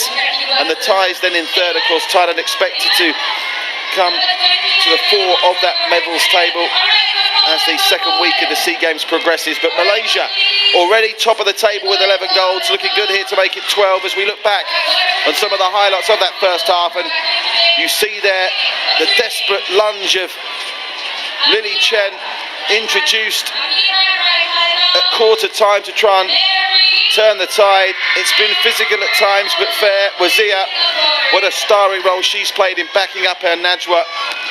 And it's been hard work for Bazora and friends. Charmaine So too has not been as consistent as we're used to seeing. And more often than they would like Singapore, her attempts at goal haven't finished like that, and you can see it in her face. Contrast her emotion. She knows that this gold medal is slipping away. Gone are the self-congratulatory Roman-esque hand claps from her. And contrast that with the body language shown by this lady, En Najwa. The technique marvellous. The goal-scoring sensation of Malaysia has taken her country to within touching distance of a gold medal. And just look what it means to her. She's not always been happy this week.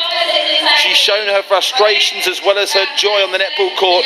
But En Najwa, if there was a player of the tournament award, you could give that to her now, even if you have to wait another half an hour to crown Malaysia champions. The Malaysians in attendance at the Jurara Stadium absolutely loving this, as the crowd take part in a fun game at half-time that just illustrates how hard it is, what the girls have to do to get that ball through that hoop that's 10 feet up in the air.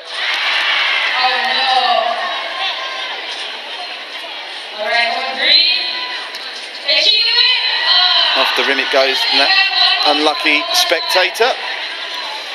Well, the Prime Minister of Malaysia is in the house,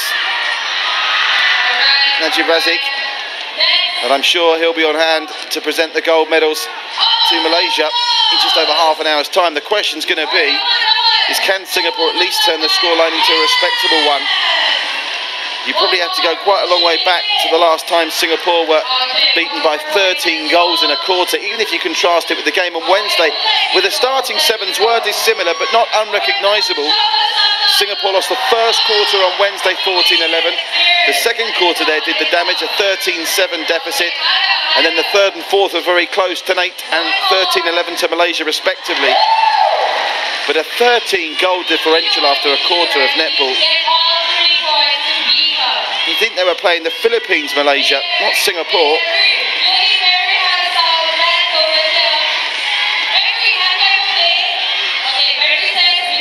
Tracy Robinson, the coach, just trying to keep everybody's feet on the ground. I'm sure it's difficult. She must secretly be delighted with what she's seen. But she's also got to manage a bench. I'm sure plenty of the girls itching to play their part in this final. Will she make a half-time change, or will she save it for the third quarter? Looking along that Singapore line to see what changes have been made. Looks like Lily Chen's brief flirtation as goal shooter is already over. She doesn't have the goal shooter bib on, so one assumes Charmaine So will switch back to goal shooter. Haven't seen Jocelyn Ng yet. Kiwai To, she was very effective at goal shooter for Singapore yesterday in the semi-final. I wouldn't be surprised to see Coach Yo maybe go with Kiwai To at goal attack or goal shooter. Smiles all round from the Malaysians in attendance. Well, looks like En Najwa's going to take a rest. Well, that's the good news for Singapore, but the bad news for Singapore is they're no doubt introducing Narashkin, who got 27 goals in the semi-final yesterday. Who's got that goal shooter's bib on? Because it's not now En Najwa. Her work, it's seemingly been done.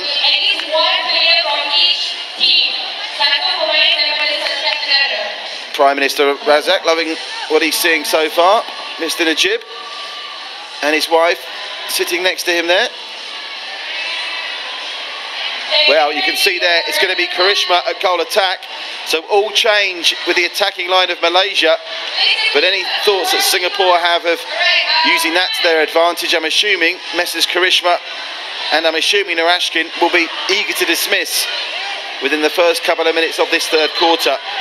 So personnel changes galore. We'll update you with them just as quickly as we work them all out. No Lily Chen, that much we do know. Now, we know Karishma's going at goal attack. Let's have a look at this starting seven. One more huddle from Singapore, but they must feel that they're fighting a losing cause here.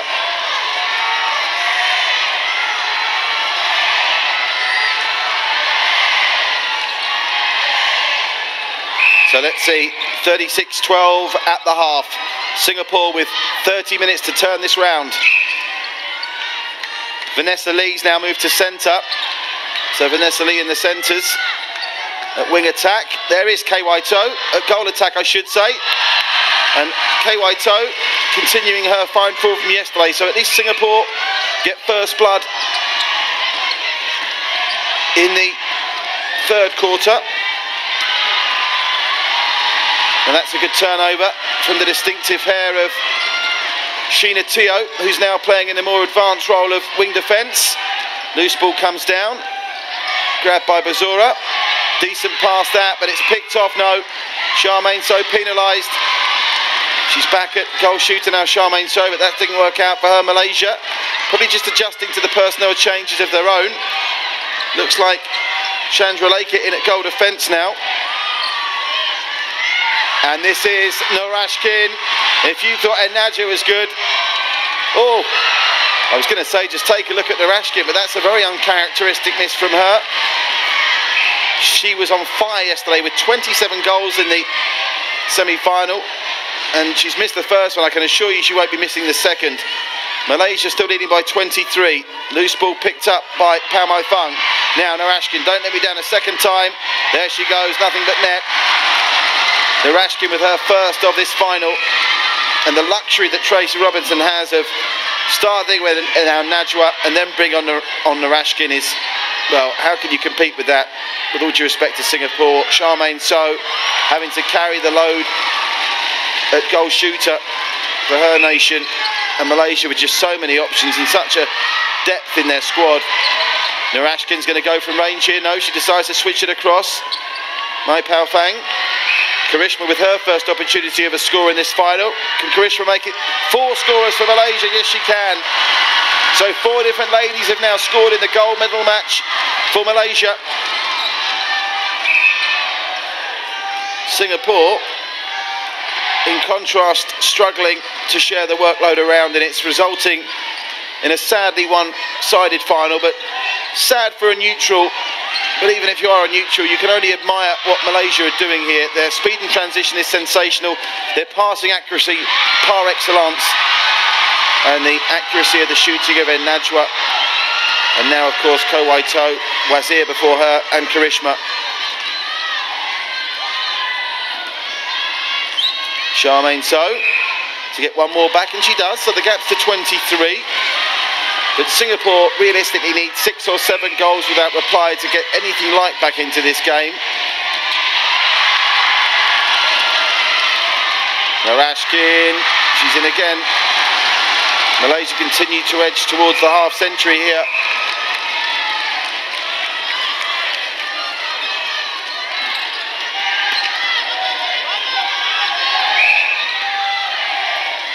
Charmaine So. 3-3. It's a tied third quarter now. But tied third quarters aren't any good for Singapore. They need to be winning third quarters as they take a 4-3 lead in the third quarter. They need to win this quarter by probably 10 to have any hope of a fourth quarter miracle comeback, and you just can't see it, can you, Malaysia? Still looking very comfortable. Mi Fong Pao has been sensational in the centres, and Norashkin, well, it's just like having a twin of her Najwa out there, isn't it? So strong in receiving the ball and so deadly accurate with her shooting.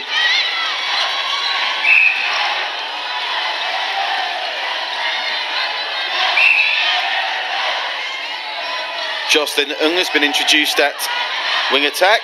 Charmaine So set up by her for a score, and Charmaine So's gone back to clapping every point. And okay, still a lot of work to do, but Singapore hanging tough in this third quarter.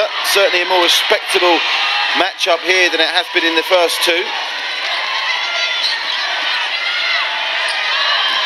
Good pass and well collected. Just staying on side was Jocelyn Ng. That was good work from her and good work from Charmaine So. Ball thought about it and eventually dropped. Look at this, it went all the way around the rim. Looked like it might pop out. And then drops down. So Singapore now with 18, and all of a sudden Singapore going on something of a run.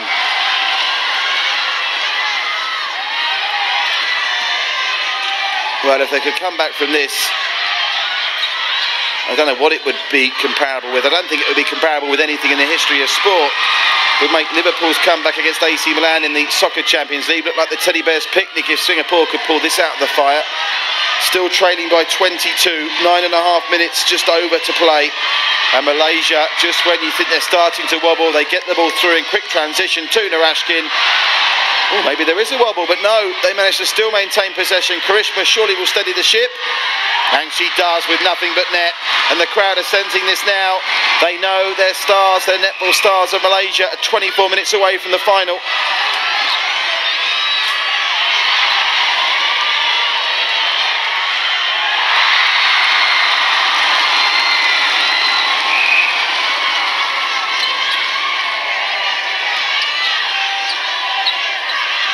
Gap back out now to 24.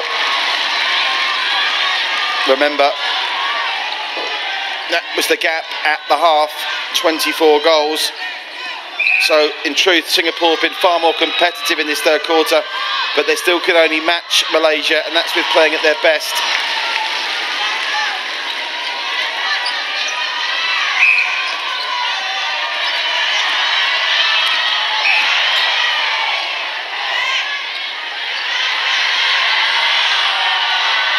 Well, the rebound collected brilliantly by Narashkin.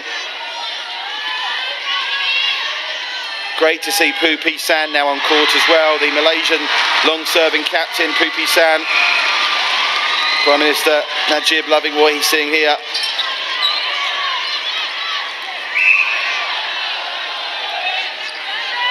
Coming together there. Timeout being called. One of the bibs, the front bib, has fallen off Kowai toe. So time back on. Charmaine Cho from 5 feet, good finish, nothing but net. Singapore reached the 20 goal mark. Unfortunately for them, they reach it 8 minutes too late. And they still trail by 20 plus points, despite that glorious effort from Charmaine. So force the turnover here. So they are one in front in this third quarter, but is it too little too late for Singapore?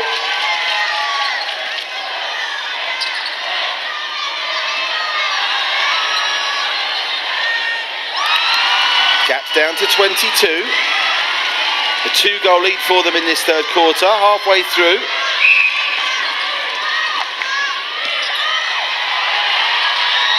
And Singapore, all of a sudden it's they that have the crisper and sharper transition. Charmaine Cho back to applauding her goals. And the gap's down to 21.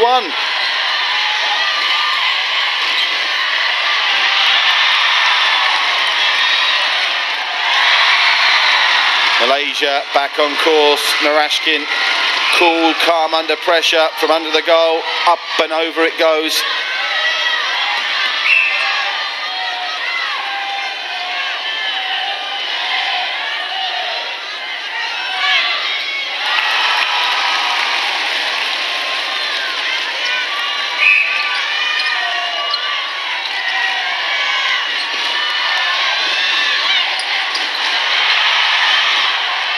The hustle is coming from Singapore now, but where was this hustle in the first 2 quarters? Narashkin's in again, and the lead's back up to 22. Every time Singapore gather some momentum,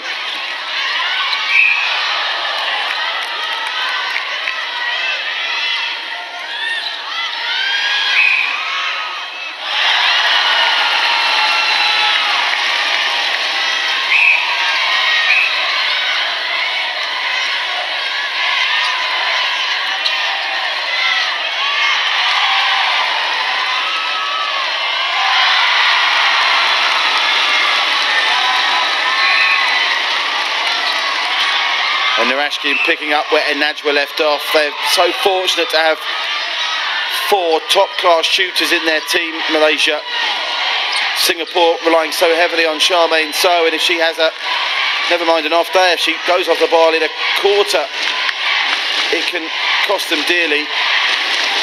And Malaysia utilising, as Tracy Robinson has stressed, she doesn't look at it as a starting 7, she looks at it as a starting 12 for her. each member of the squad is important as the other. As Karishma with a loose pass, but Singapore penalised. She'll get another go, Karishma, and gets it back. Needs to go back to Pupai-san, and the goal goes in.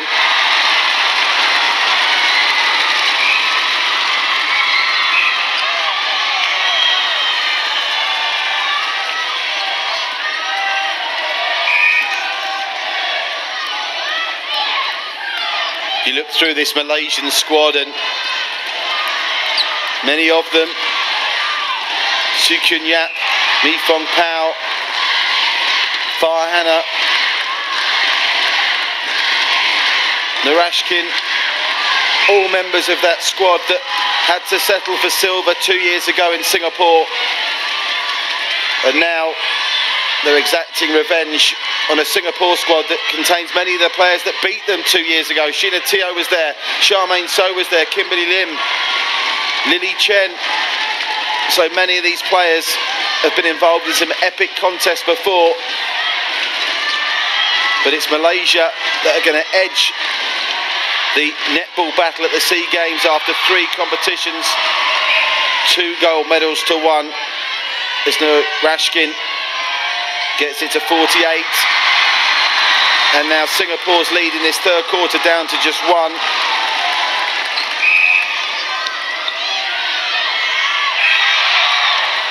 Singapore deserve everybody's respect for coming back strong in this third quarter, but even operating at DEFCON 5 with Malaysia, maybe taking their foot off the gas just a little bit.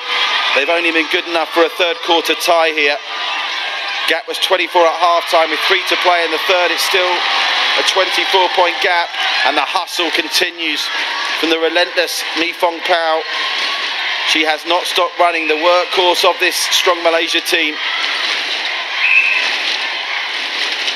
Charmaine So will go from 5.5 feet here. It's long range. She decides wisely to put it through to Qi To, but the mistake is made. And Malaysia now with a chance to bring up the half century with 2.5 minutes to go. What a take for Narashkin.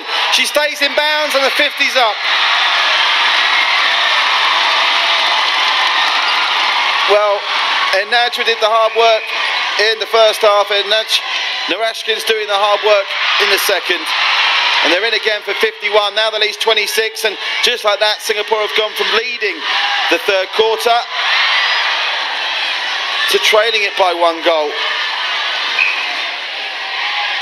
Malaysia leads Singapore by 25 points with 2 minutes to play in the third quarter of a SEA Games final that we hoped would be competitive, and admittedly it's not that, but you can only sit back and admire the skills, the hustle, the endeavour, the work. Everything about Malaysia's game this week has been perfect, and in truth, if they hadn't won the gold medal, it would probably have been a travesty. Singapore themselves have played a fine part in this netball competition, but Malaysia will be the only team to go through the week unbeaten, and Singapore, for their part, will now have lost 2 games, both of them against their rivals, beaten by Malaysia on Wednesday, remember, in the preliminary round matches. We thought that was alarmingly one-sided. Malaysia coming through on that occasion by 50 points to 37, but a 13-point win is nothing to what we're seeing here. Penalised though there is Narashkin. Singapore with a chance to break and reduce the deficit to less than 25 before half-time. So Malaysia keeping up their record of winning every quarter at the moment. They're winning this quarter by a single goal. Singapore will have a chance though to level it up inside the final 45. That's a good wide pass out to Vanessa Lee, I should say. Here's Charmaine So, will finish to try and level up the quarter. And she scores, so this third quarter's all level. The game itself, of course, still a 24-point match as Coach Mi Hong Yo continues to write down in that notebook. I'm sure these lessons will be learned for Singapore moving forward. But let's get a small victory for Singapore. If they score on this possession, they could still win this quarter. But they're taking their time. Sheena Teo is going to leave this to Vanessa Lee. Vanessa Lee gets it back. Here's To to win the quarter then for Singapore. Will she have time? Charmaine So for Singapore to win the third quarter. Well, there's something. They've won the battle, Singapore, there in the third quarter, even though they're going to lose the gold medal war. Time will expire in this third quarter very shortly. Well, no, time has expired. I thought Malaysia were even going to spoil that party by levelling it up in the third quarter, but no. Singapore take the third quarter by a solitary point, but there's no concern on the face of Narashkin and friends. It's still the frowns belonging to Sheena Teo, Jocelyn Ng and Charmaine So. At the end of the third quarter, Singapore still trail by 23 points. They've made up one goal in that third period, but it's going to take a comeback of quite literally unrealistic proportions for them to prevent Malaysia being crowned netball champions at the 2017 SEA Games. The only question now is, will we get to see more Even Najwa? I'd personally like to see a Najwa and Narashkin pair up for a goal shooter, goal attack, double bill in that fourth quarter to really bring Malaysia home with some style and flair. You can see confirmation, Singapore just edging that third quarter. But there's the problem for them. The first and second quarters where the damage was done. Charmaine So, for the most part, playing a lone attacking Pharaoh.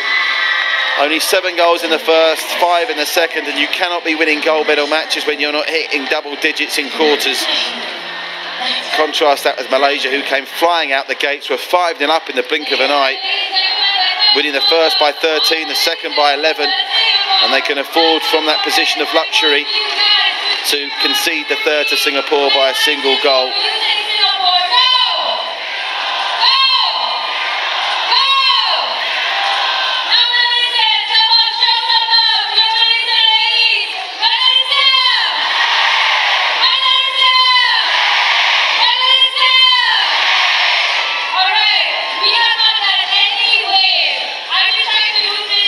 So then, 15 minutes between Malaysia and a gold medal, a packed house, great attendance in the netball. I know, as always happens in these major games, sometimes there's people that moan that some of the venues aren't well attended, but the netball's created a special atmosphere in Bukit Kiara. Girara has been rocking. Obviously not as much as it's rocking today, but that's what you'd expect for the gold medal match. The Prime Minister's in the house as well, and those girls have worked so hard, not just over these 7 days of competition here at the SEA Games, but over the preceding year. A reminder, they are the current Asian champions. Tracy Robinson rightly deserves a lot of the plaudits. And you could have nothing but admiration and respect for a squad that has the strength and depth that none of the other SEA Games nations have been able to compete with. Even Singapore, shorn of some of their winners from 2015. Some big name retirements, likes of Hu Fen Chen, no longer there. Shelby Ko, Yasmin Ho. Some of those big names for Singapore that aren't longer with the team. Even allowing for the return of Vanessa Lee in recent years. They've just not been able to match Malaysia, and you wonder now whether Singapore will decide to maybe pass to a new generation. The sport incredibly popular in schools in Singapore, universities as well. You can see there the notes. That's what she's always writing, Coach Joe. SEA Games final in big, bold letters. Coach Rio, you need to write disaster, because it has been one of those days where just nothing has gone right for Singapore. And the girls trying to raise themselves for a fourth quarter that they probably don't want to go out and play now.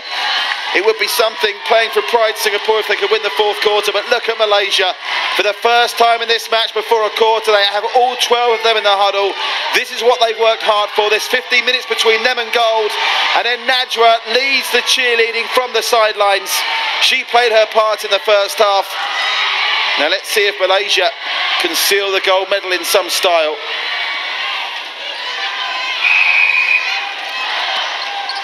Social media abuzz with the performance of this Malaysian netball team. They have been an absolute joy to watch.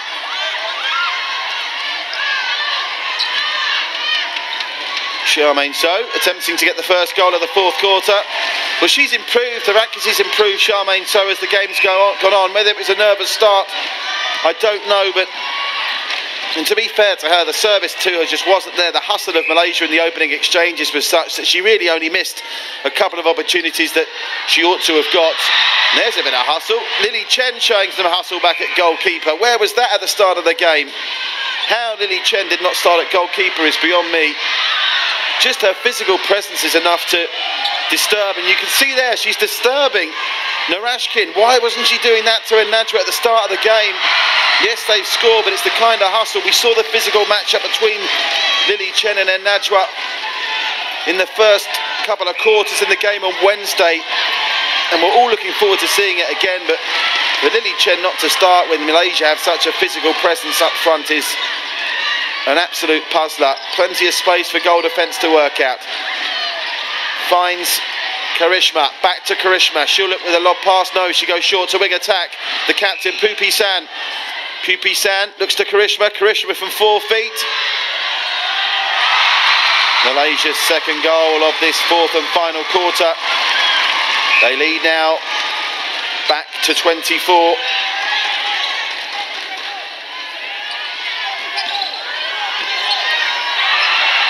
What a shift both Mi Thong Pao and Pupi Sen have put in here in the centres for Malaysia.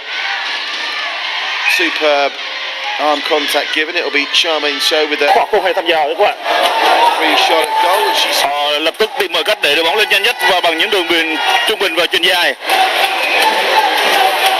Trong khi đó Việt Nam cắm tên Đào Hải Yến ở phía trên, hình như đá hộ công. Bên phải là Tuyết Dung và bên trái là Thùy Trang. Xin lỗi.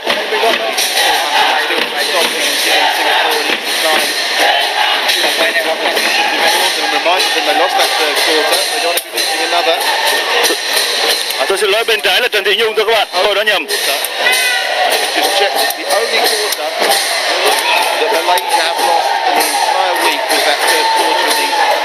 Final here against Singapore.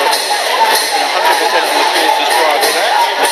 I'm sure Tracy Robinson won't want to lose another one. Karishma won't be. Trời đang hừng nắng lên thưa các bạn. Trời đang hừng nắng và đó là sẽ là một lợi thế cho các cầu thủ của Myanmar. Hải Yến đã có bóng rồi. Và đây là Tuyết Dung.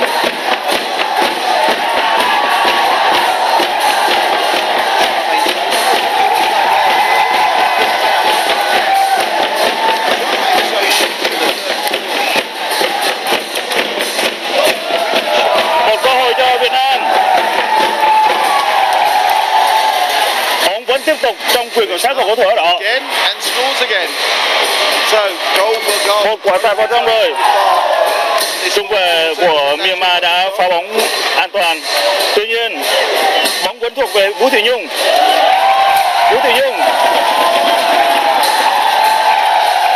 Đã không có tình huống thổi phạt của trọng tài và bóng sẽ thuộc về các cầu thủ Myanmar.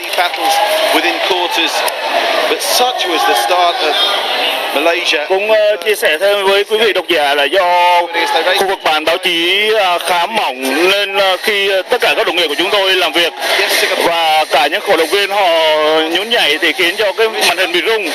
Đó là lý do những phút vừa qua tôi không được tập trung nhiều về mặt chuyên môn vì anh Tuấn Anh đang bận tìm ở vị trí chắc chắn nhất để gắn máy. Mong quý vị rất là thông cảm.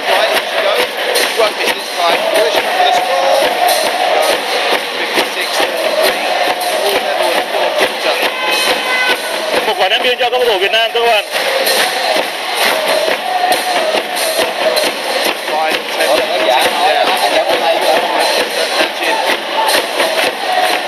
Malaysian ladies look like fulfilling that prophecy. They've looked from the first minute of the netball action on Monday when they walloped Thailand 73-30. They had gold medal written all over them. On Tuesday they beat Brunei. Có thể thấy trong khoảng 2-3 phút đầu tiên Myanmar họ cố gắng đẩy nhanh tốc độ bằng những đường bóng ra hai bên và rót dài lên cho tiền đạo ở phía trên. Tuy nhiên các cầu thủ chúng ta đã đủ kinh nghiệm và bản lĩnh để đoán trước điều này. Điều này thể hiện rõ nếu các bạn để ý thì trong khoảng 3 phút đổ lại đây thì bóng thường xuyên ở phía bên sân của Myanmar. Bởi vì chúng ta có một thứ mà họ không có, đó là khả năng kiểm soát bóng bằng kỹ thuật và bật bàn rất là hay. Còn Việt Nam chúng ta đá bằng kỹ thuật và mưu mẹo. Và lúc này đây đang là phút thứ 9 của hiệp 1 và tỷ số vẫn đang là không đều. Vẫn chưa có một cơ hội nào thực sự rõ rệt nghiêng về hai bên. Cả hai đội đều đang cố gắng tìm những khe hở để tấn công về phía nhau. Thùy An chuyển lên cho gần như không được rồi các bạn. Các cô gái áo đỏ rất tích cực trên bóng, rất thông minh. Phạt không? Đã không có tiếng còi thổi phạt. Thùy Trang đã bị té nhưng đã không có tiếng còi nào cất lên. Có thể thấy trung vệ số 4 của Myanmar là Wai Aung có thể rất là to cao. Các hậu vệ của Myanmar thể rất là to cao. Họ có chiều cao không thua gì các cầu thủ tuyển nam của U22 Việt Nam. Nhiệt độ trên sân lúc này đang khá hầm. Thưa các bạn. Nắng đang lúc có lúc không nhưng chủ yếu đa phần là có nắng và nhiệt độ tôi đang đo được ở trên khán đài là 32 độ C. Chúng ta phải hiểu là nhiệt độ trên khán đài và nhiệt độ trên mặt sân là hoàn toàn khác nhau. Vì khán đài là một nơi có bóng râm. Trong khi ở trên sân chúng ta các cầu thủ sẽ cảm nhận đầy đủ hết những cái sức nóng của từ trên trời chiếu xuống cũng như ở mặt đất hấp lên. Trao đổi với tôi ngày hôm trước, huấn luyện viên Mai Đức Chung cho anh biết là ở trận đầu tiên gặp Philippines, cho dù biết đã quen với trời nóng nhưng toàn bộ ban huấn luyện đều không thể nào mà thoải mái được khi mồ hôi nhễ nhại dù ngồi trong cabin. Đó là những chi tiết tôi muốn rất là nhỏ thôi nhưng tôi muốn chia sẻ cho các bạn để các bạn một phần nào hiểu được là đằng sau những hình ảnh lung linh, những pha phối hợp nhỏ kỹ thuật của các cô gái đó là bao nhiêu công sức và bền bỉ và sự cầu nhọc. Một đường ném bên trái theo hướng tấn công của Myanmar. Người ném biên sẽ là hậu vệ số 5 Phu Quynh Khaing. Cũng là một câu chuyện bên lề nhưng Myanmar là có khá nhiều người Myanmar đang sinh sống và làm việc tại Malaysia. Tôi có thể được đơn giản kể về những quán quan rõ ràng nhất, đó là những quán ăn. Hầu như bất kỳ quán ăn nào mà chúng tôi đã đến ở tại Kuala Lumpur, từ Gia Lai Malo hoặc những con đường nhỏ khác, những quán bụi hoặc là những nhà hàng thì tỷ lệ gặp người Myanmar là cực cao, thậm chí cao hơn rất là nhiều so với người Malaysia hoặc là người Trung Quốc. Myanmar là một quốc gia khá đặc biệt, họ kẹp giữa Ấn Độ và Trung Quốc, hai cường quốc, hai nền văn hóa lớn, hai nền văn minh lớn. Nhưng bao năm nay họ vẫn tồn tại một cách độc lập tự chủ, hẳn phải có lý do của nó. Đó là khả năng thích ứng. Người Myanmar ở Kuala Lumpur có thể gặp tôi nói tiếng Việt, nói đá, gọi cơm, ABC đầy đủ hết, họ đều nói hiểu hết và họ có thể nói tiếng Hoa khi cần.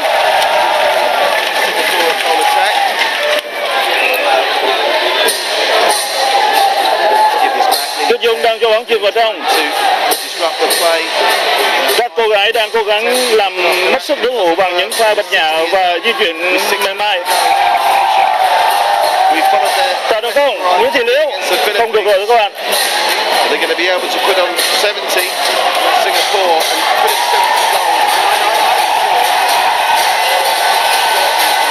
Chúng tôi sẽ cố gắng phục vụ tốt nhất chất lượng cho quý vị độc giả. Nhưng các vị cũng mong các bạn cũng thông cảm, bởi vì không phải lúc nào chúng tôi zoom lại gần thì cũng có thể làm rõ được hình ảnh của cầu thủ trên sân. Đừng có zoom. Không zoom. Vâng, ở nhà vừa báo qua chúng tôi rằng là đừng có zoom kỹ vào cầu thủ quá là chất lượng lại không tốt. Các bạn có thể nghe đấy chứ. Việt Nam cố lên. Rất đông, hàng trăm cổ động viên Việt Nam bay từ Việt Nam qua hoặc sinh sống tại đây. Họ là những hội viên của hội cổ động viên Việt Nam Golden Star, là ngôi sao vàng Việt Nam. Họ đang hát các bạn, và tôi có thể hứa với các bạn rằng họ sẽ hát cả trận đấu. Đấy là điều mà chúng tôi vẫn quen và vẫn thường xuyên thích thú về họ. Vidika, not on court today, but they've been sensational. Nathan Begley, James Matthews and James Barnes. The umpires have been pretty flawless. There was a couple of questionable decisions that were contested by the players in that Malaysia-Singapore preliminary round match, but other than that, the ladies, like their shooting, have been immaculately well behaved. As Karishma scores again.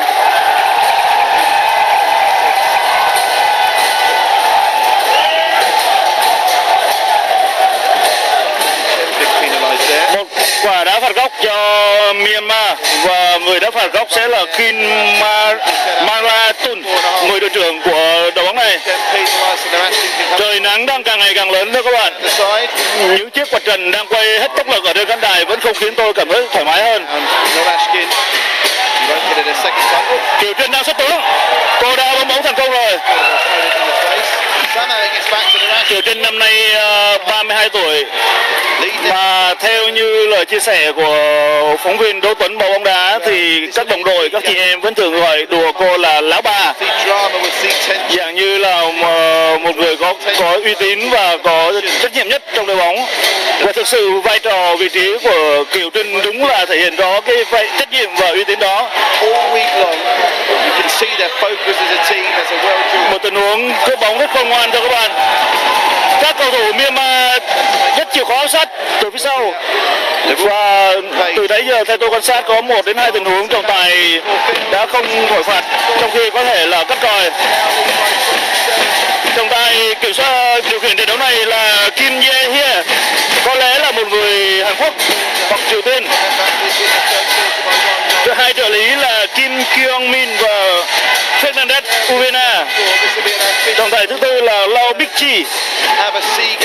Lau Bích Chi là một tên tiếng Hoa chứ không phải là tiếng Việt thưa các bạn.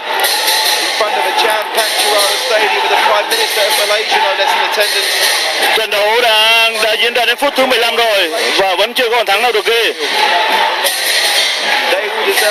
Việt Nam biết rõ Myanmar muốn chơi tấn công ngay từ đầu, họ biết rõ là Myanmar muốn cuốn Việt Nam theo cuộc chơi thể lực. Nhưng chúng ta cũng thấy rõ được rằng là trong trận đá với Thái Lan, Myanmar đã hụt rơi ở hiệp 2, và người Thái cho dù sau đó họ cũng cảm thấy đuối sức nhưng thể lực họ vẫn được dẻo dai hơn Myanmar, đó là nhờ lối chơi kỹ thuật và kiểm soát bóng. Và Việt Nam đang cố gắng thể hiện đó.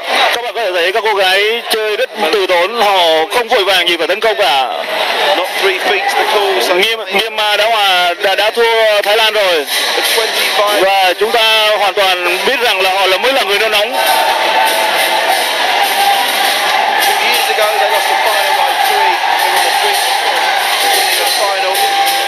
Less than a quarter of a century plus timeout called there by Nathan Begley. Time back on, so a very brief timeout to interrupt the final 2 minutes. And Karishma taking a chance on 4.5 feet. She had Narishkin in support, but she's entitled to go for that. The accuracy of her shooting all week long. Singapore quick in transition, desperately trying to put an air of respectability onto the score. That's probably Singapore's best move in the match. Bóng đang được phát triển lên thưa các bạn. Người đang cầm bóng là Nguyễn Thị Xuyến, và đây là Thùy Trang.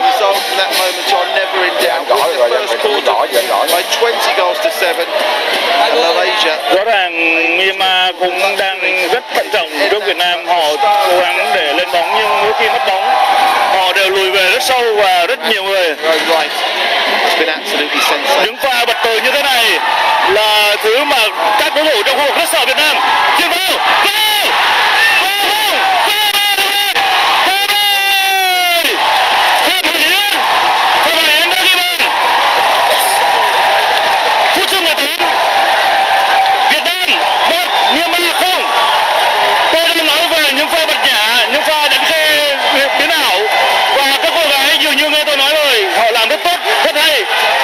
như thường lệ đi bóng khôn ngoan và gặt vào làm lỡ hết hàng thủ đối phương. Hải Yến bước tới và dứt điểm cho dù thủ môn Mia Phu Ngon đã cố gắng chặn cây bóng nhưng đã không thể nào ngăn cản một bàn thắng cho Việt Nam. Phút thứ 18 và tỷ số đang là 1-0 cho các cô gái của chúng ta. Mọi thứ đang diễn ra cái mặt cổ của Việt Mai Đức Chung. Một tình huống cắt bóng rất hay. Một tình huống rất hay đó các bạn. Nguyễn Thị Liễu phạt rồi, không có tiếng còi cắt lên.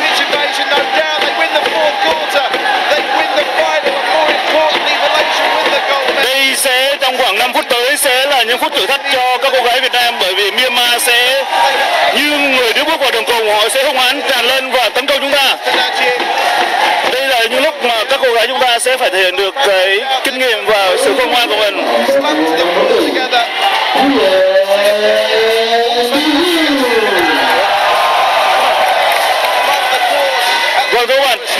nước sân vừa thông báo rằng người ghi bàn là số 8 Nguyễn Thị Liễu.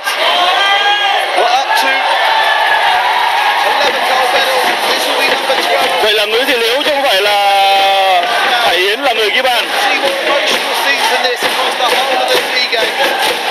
Myanmar đang lên tấn công các bạn, họ đang dồn lên để gây sức ép về chúng ta, họ buộc phải có bàn thắng. Nếu như thua trận này, coi như cơ hội để cân vàng của Myanmar sẽ phải khép lại. Thậm chí là một huy chương bạc cũng không có. Một tình huống rất hay, Hải Yến không vào. Hải Yến đã không vào rồi. Tuyển Việt Nam đang chơi như thể là đội tuyển Việt Nam 2008 thời Cristo, cướp được bóng phất dài lên trên và một tiền đạo chạy khôn ngoan tì đè để mà loại hộp trung vệ. Đáng tiếc là trong tình huống đối mặt với thủ môn thì là Hải Yến đã không thể nào có bàn thắng. Rất tiếc cho các bạn. Đây là tình huống thứ phút 20 của hiệp 1.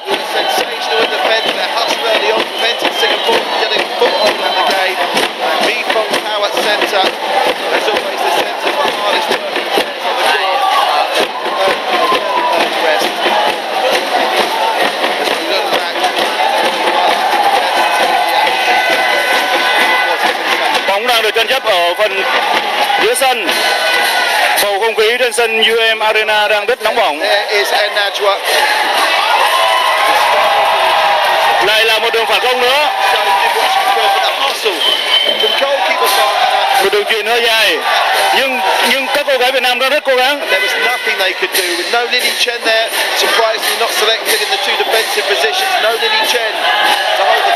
Hình như đang rất đeo bám rất khó chịu và cô đã cướp được bóng rồi. Hải Yến chuyền về hơi nhẹ rồi, không có vật đền cho chúng ta. Lại một lần nữa cầu thủ Việt Nam té và không có vật đền, không có tuyên phạt. Đáng tiếc vừa rồi là tình huống phối hợp nhả về hơi máy móc. Nếu như tự tin cầm bóng thì Hải Yến hoàn toàn có thể là tung ra cú dứt điểm về phía Myanmar. Đây là Tuyết Dung đang đi bóng. Trao đổi với chúng tôi thì Tuyết Dung cho biết cô sẽ cố gắng mỗi trận đấu sẽ có một bàn thắng từ quả đá phạt. Một câu nói rất dễ thương so đúng với cái tuổi của cô, và bản thân điều đó cũng cho thấy sự tự tin và họ dám mơ, họ dám nghĩ ra những điều khó. Hình ảnh hình như cho dù biết là đối trung vệ đối phương đang có bóng vẫn đeo bám đến sát đường biên ngang và cướp được bóng, cho thấy sự khó chịu của chúng ta. Chúng ta đang có bàn, chúng ta không có hời hợt phòng ngự. Cho dù bóng ở đâu thì các cầu thủ vẫn đi theo để lấy bóng về. Đó là một cái tinh thần mà huấn luyện Mai Đức Chung đã thể hiện. Vừa rồi là một tình huống dứt điểm từ xa của Hình Như.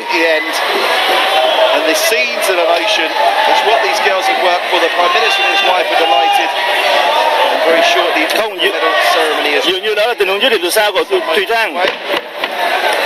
So while we wait for the podium to be constructed and what will be a very emotional netball medal ceremony, I'm sure we'll see các cổ động viên Việt Nam đang rất hưng phấn và tiếng trống đang được cất lên rất dồn dập. Trong khi ở bên tay phải tôi, các cổ động viên Myanmar đang hóa đá. Họ rất muốn cổ động nhưng rõ ràng họ biết được thế trận quá khó khăn cho Myanmar. Một tình huống phá bóng ra biên rất an toàn của Hồng Nhung. Trong những pha 5 năm như vậy thì không có chỗ cho sự chần chừ, không nên tiếc bóng và phá bóng ra biên làm tình huống hợp lý nhất. Một pha xử lý khá thông minh của cầu thủ bên phía Myanmar là Phu Win Khang. Còn nữa kênh YouTube Thể Thao 360 bây giờ bao nhiêu người đang coi?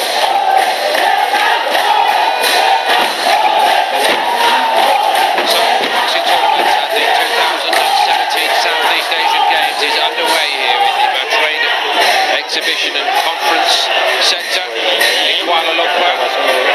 The honour of being the curtain raiser here in the light flyweight division to got tan in the red. The Cambodian 16.000 người đang xem hả? Tola, the southpaw. Risk beginning from Tan. Bỏ tay.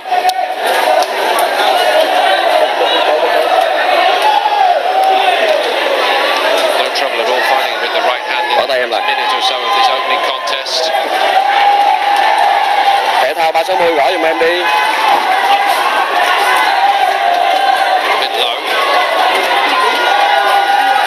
Trên cùng, màu đỏ. Beginning from the man in red. Có bi cái đây kìa, đưa cho anh Quý, như vậy nhiều người xem lắm. Mister, hey, Lee.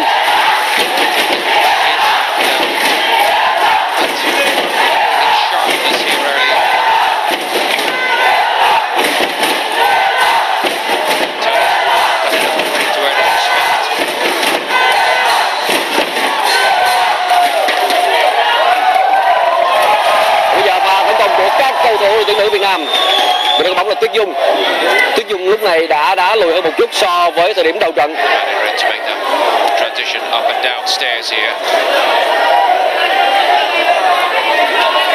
Lúc này thì Tuyết Dung đã bó vào khu vực trung lộ nhiều hơn là bám cánh. Số 7 đang là cầu thủ xuất sắc nhất của bóng đá Việt Nam. Không được rồi. Rồi là pha chuyền bóng không thành công của Nguyễn Chiểu, cầu thủ đã ghi bàn mở tỷ số trận này. Not sure they're going to be needed here. That's going to be a standing count in the first of the tournament. For Santola, who is in very deep, it would appear.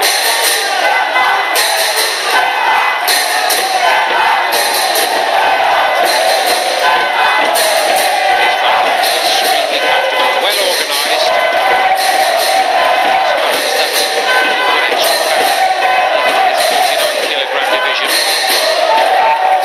Thưa quý vị và các bạn, bởi vì chúng tôi đang ngồi ở khu vực khán đài có đông cổ động viên Việt Nam và đây là khu vực mà rất là rung, bởi vì các cổ động viên nhảy liên tục và mỗi lần họ đánh trống hay là họ nhảy thì chúng tôi lại bị màn hình lại bị rung. Nếu như mà cái chất lượng này nó không đảm bảo và nó khiến cho mọi người cảm thấy là bị phiền thì có lẽ chúng tôi sẽ ngưng lại cái phần trực tiếp ở đây. Nếu như mọi người có một cái kênh nào khác hấp dẫn hơn và ổn định hơn thì chúng tôi cũng rất mong là mọi người sẽ tìm đến. Còn phần trực tiếp này thì dù đã rất là cố gắng với những cái nỗ lực hết sức của chúng tôi nhưng nó chỉ dừng ở cái mức độ này thôi, và tôi cũng cảm thấy là khá là buồn lòng khi mà chất lượng luôn không được đảm bảo.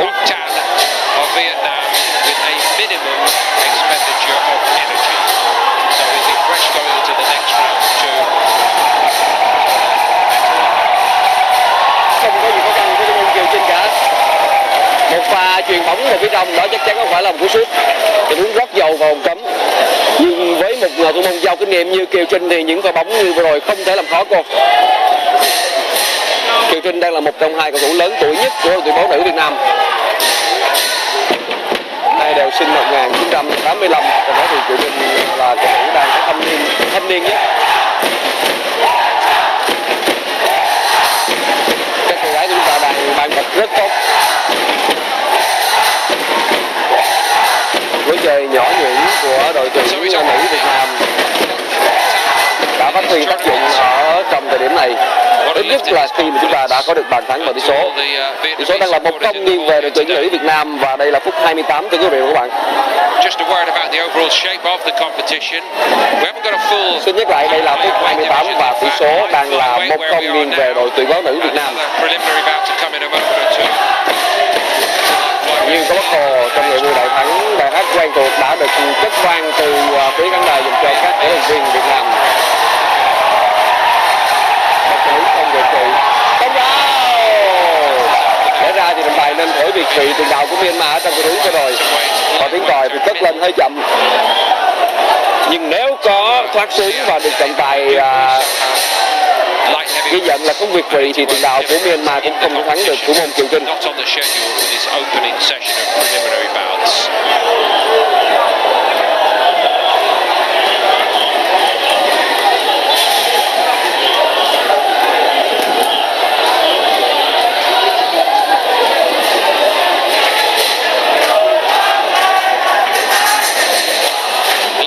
Nguyễn Thị Kiều,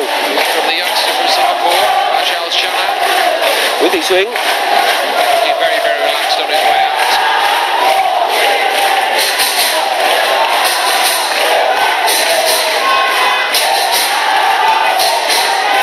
khí.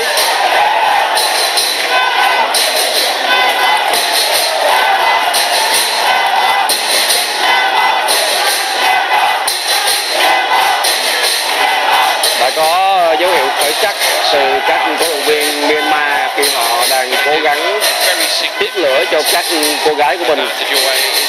Tuy nhiên trên sân thì chủ động hoàn toàn thuộc về Việt Nam. Người vừa có bóng là Huỳnh Như. Ở đây là Tuyết Dung. Tuyết Dung đã thể hiện được vai trò thủ lĩnh của mình trong lối chơi của đội tuyển Việt Nam. Cô chính là người đóng vai trò phân phát bóng.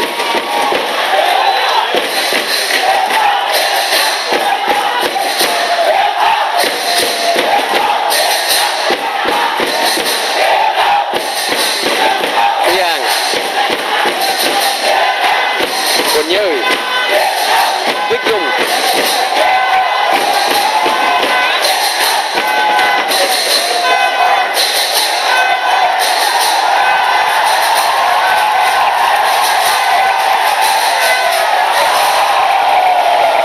Gọi là pha cắt bóng rất tốt của trung vệ Hồng Nhung. Một pha sọc bóng của số 6 bên phía Myanmar là San Mau. Các cô gái của Myanmar đang ở trong những quãng thời gian rất khó khăn, bởi vì suốt thời gian qua mỗi khi gặp nhau thì Myanmar thường thua Việt Nam, và nói như huấn luyện viên Mai Đức Chung rằng là họ mới là người phải sợ Việt Nam chứ không phải là Việt Nam phải sợ họ. Chúng ta đang hiện tại đang là phút thứ 31 và tỷ số đang là 1-0 cho Việt Nam, và đặc biệt là thế trận đang rất tốt. Chúng ta đang chơi rất chủ động.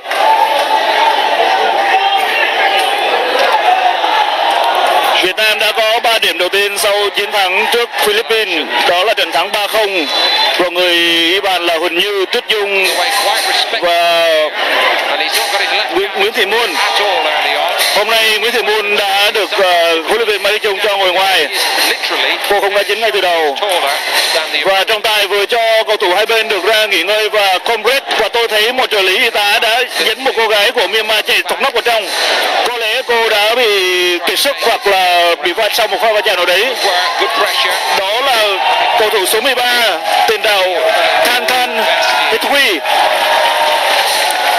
Cô có thể cảm nhận được cái khuôn mặt rất là lo lắng và sốt ruột của cán bộ đội tuyển Myanmar, và mong rằng cô gái số 13 của đội bóng này sẽ có sức khỏe tốt và không bị làm sao.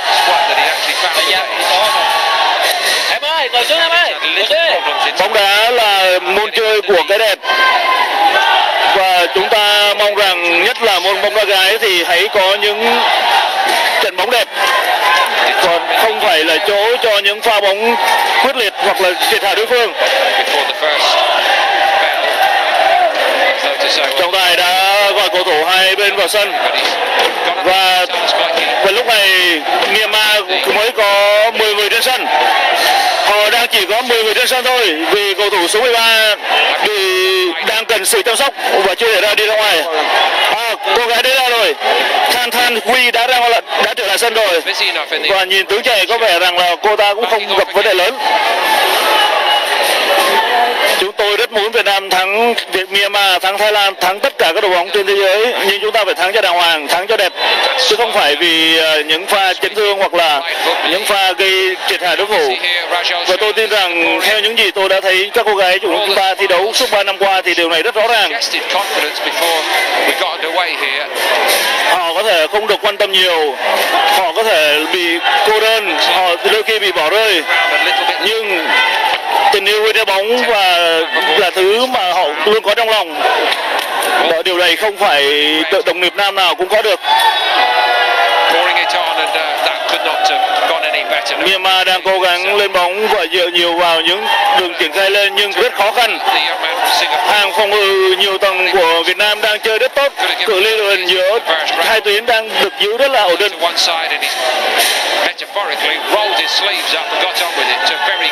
Đến bây giờ là phút thứ 34 của trận đấu và trời không mát hơn được bao nhiêu. Theo kinh nghiệm của tôi ở trận đấu trước thì phải đến hiệp 2 thì ánh sáng từ ông mặt trời mới giảm đi. Còn vào lúc này là những thời điểm mà hơi hầm của đất có thể làm khô bất kỳ chiếc khăn ướt nào. Sorry nha.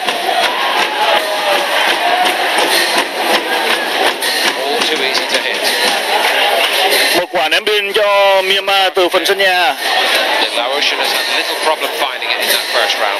Tôi nói về sân Arena thì vài ngày trước khi chúng tôi lên sân để ủng hộ tuyển nữ gặp Philippines ở trận mở màn, khu vực mà tôi đang ngồi đây không hề có một ổ điện nào và wifi thì lúc được lúc không.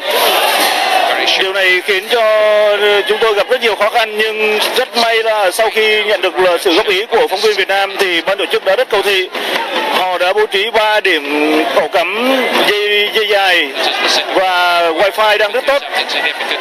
Đây, trong những ngày qua chúng ta có thể nghe thấy đâu đó cái chuyện rằng là đoàn này bị ép hoặc là chủ nhà chơi khó, nhưng thực ra theo cảm giác chung của tôi thì không có một sự quá đáng nào đang diễn ra ở Malaysia. Tất nhiên ai cũng sẽ có tính toán của mình, nhưng người Malaysia từ tình nguyện viên đến cả bác tài xế, tất cả người dân họ đều rất vui vẻ và họ rất mong rằng là sẽ có một kỳ SEA Games mà mọi anh em bạn bè đến với nước họ sẽ vui vẻ thay vì là cay cú. Bóng đang được triển khai lên về phía Myanmar, một đường chuyền bóng ra bên trái. Tuy nhiên hậu vệ Việt Nam đã chơi rất khôn ngoan và che chắn đúng lúc, đó là Hồng Nhung.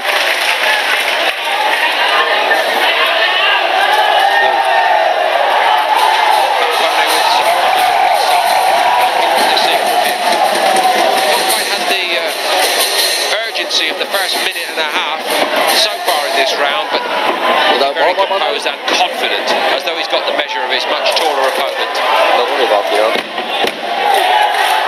Okay, rồi nhanh luôn.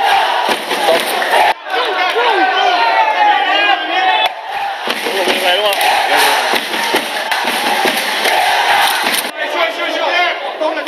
Doesn't seem to be any damaging intent in Rajal Shannon's work. Finding the target a little bit more now. But I'm not sure to what degree they're very effective punches. And at close quarters, it's only one man with an appetite for this. If he wants a dogfight, he can have one. That appears to be Bampone's approach to this. Maybe just needed to guard against a little bit of overconfidence creeping in. Rajal Shannon beginning to move a little bit more easily. So much target to hit though. Huge contingent of Malay supporters here today. The Malaysia team here in numbers.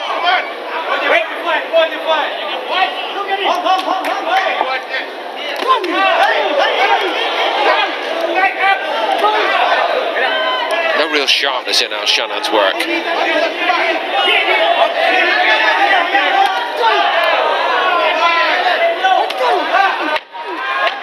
Beaten to the jab time and time again in the second round, as he was in the first round. Last couple of seconds. Small improvement, one would have to say, from Rajal Shannon in the blue, and he's trying to persuade the judges that he won it.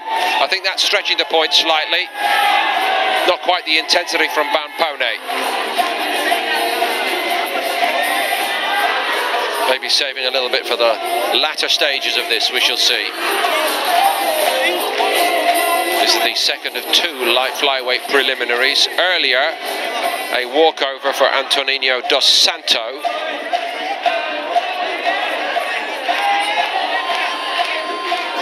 And elsewhere in the draw in this light flyweight division, a bye for Tani Naringram of Thailand and Cornelius Kwangulangu of Indonesia.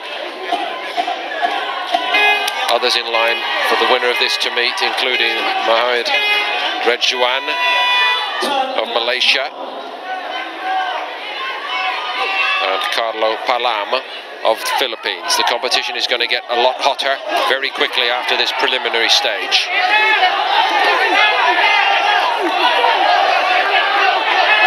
Well, there's another. That was more judo than wrestling, I think. It doesn't qualify for anything in boxing terms. nearly as an all-round MMA fighter this chap could be.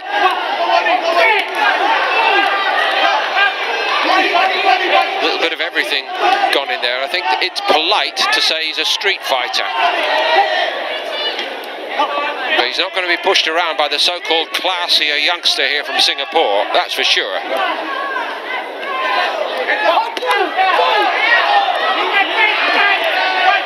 There'll be a great deal of frustration if it goes against Rajal Shannan.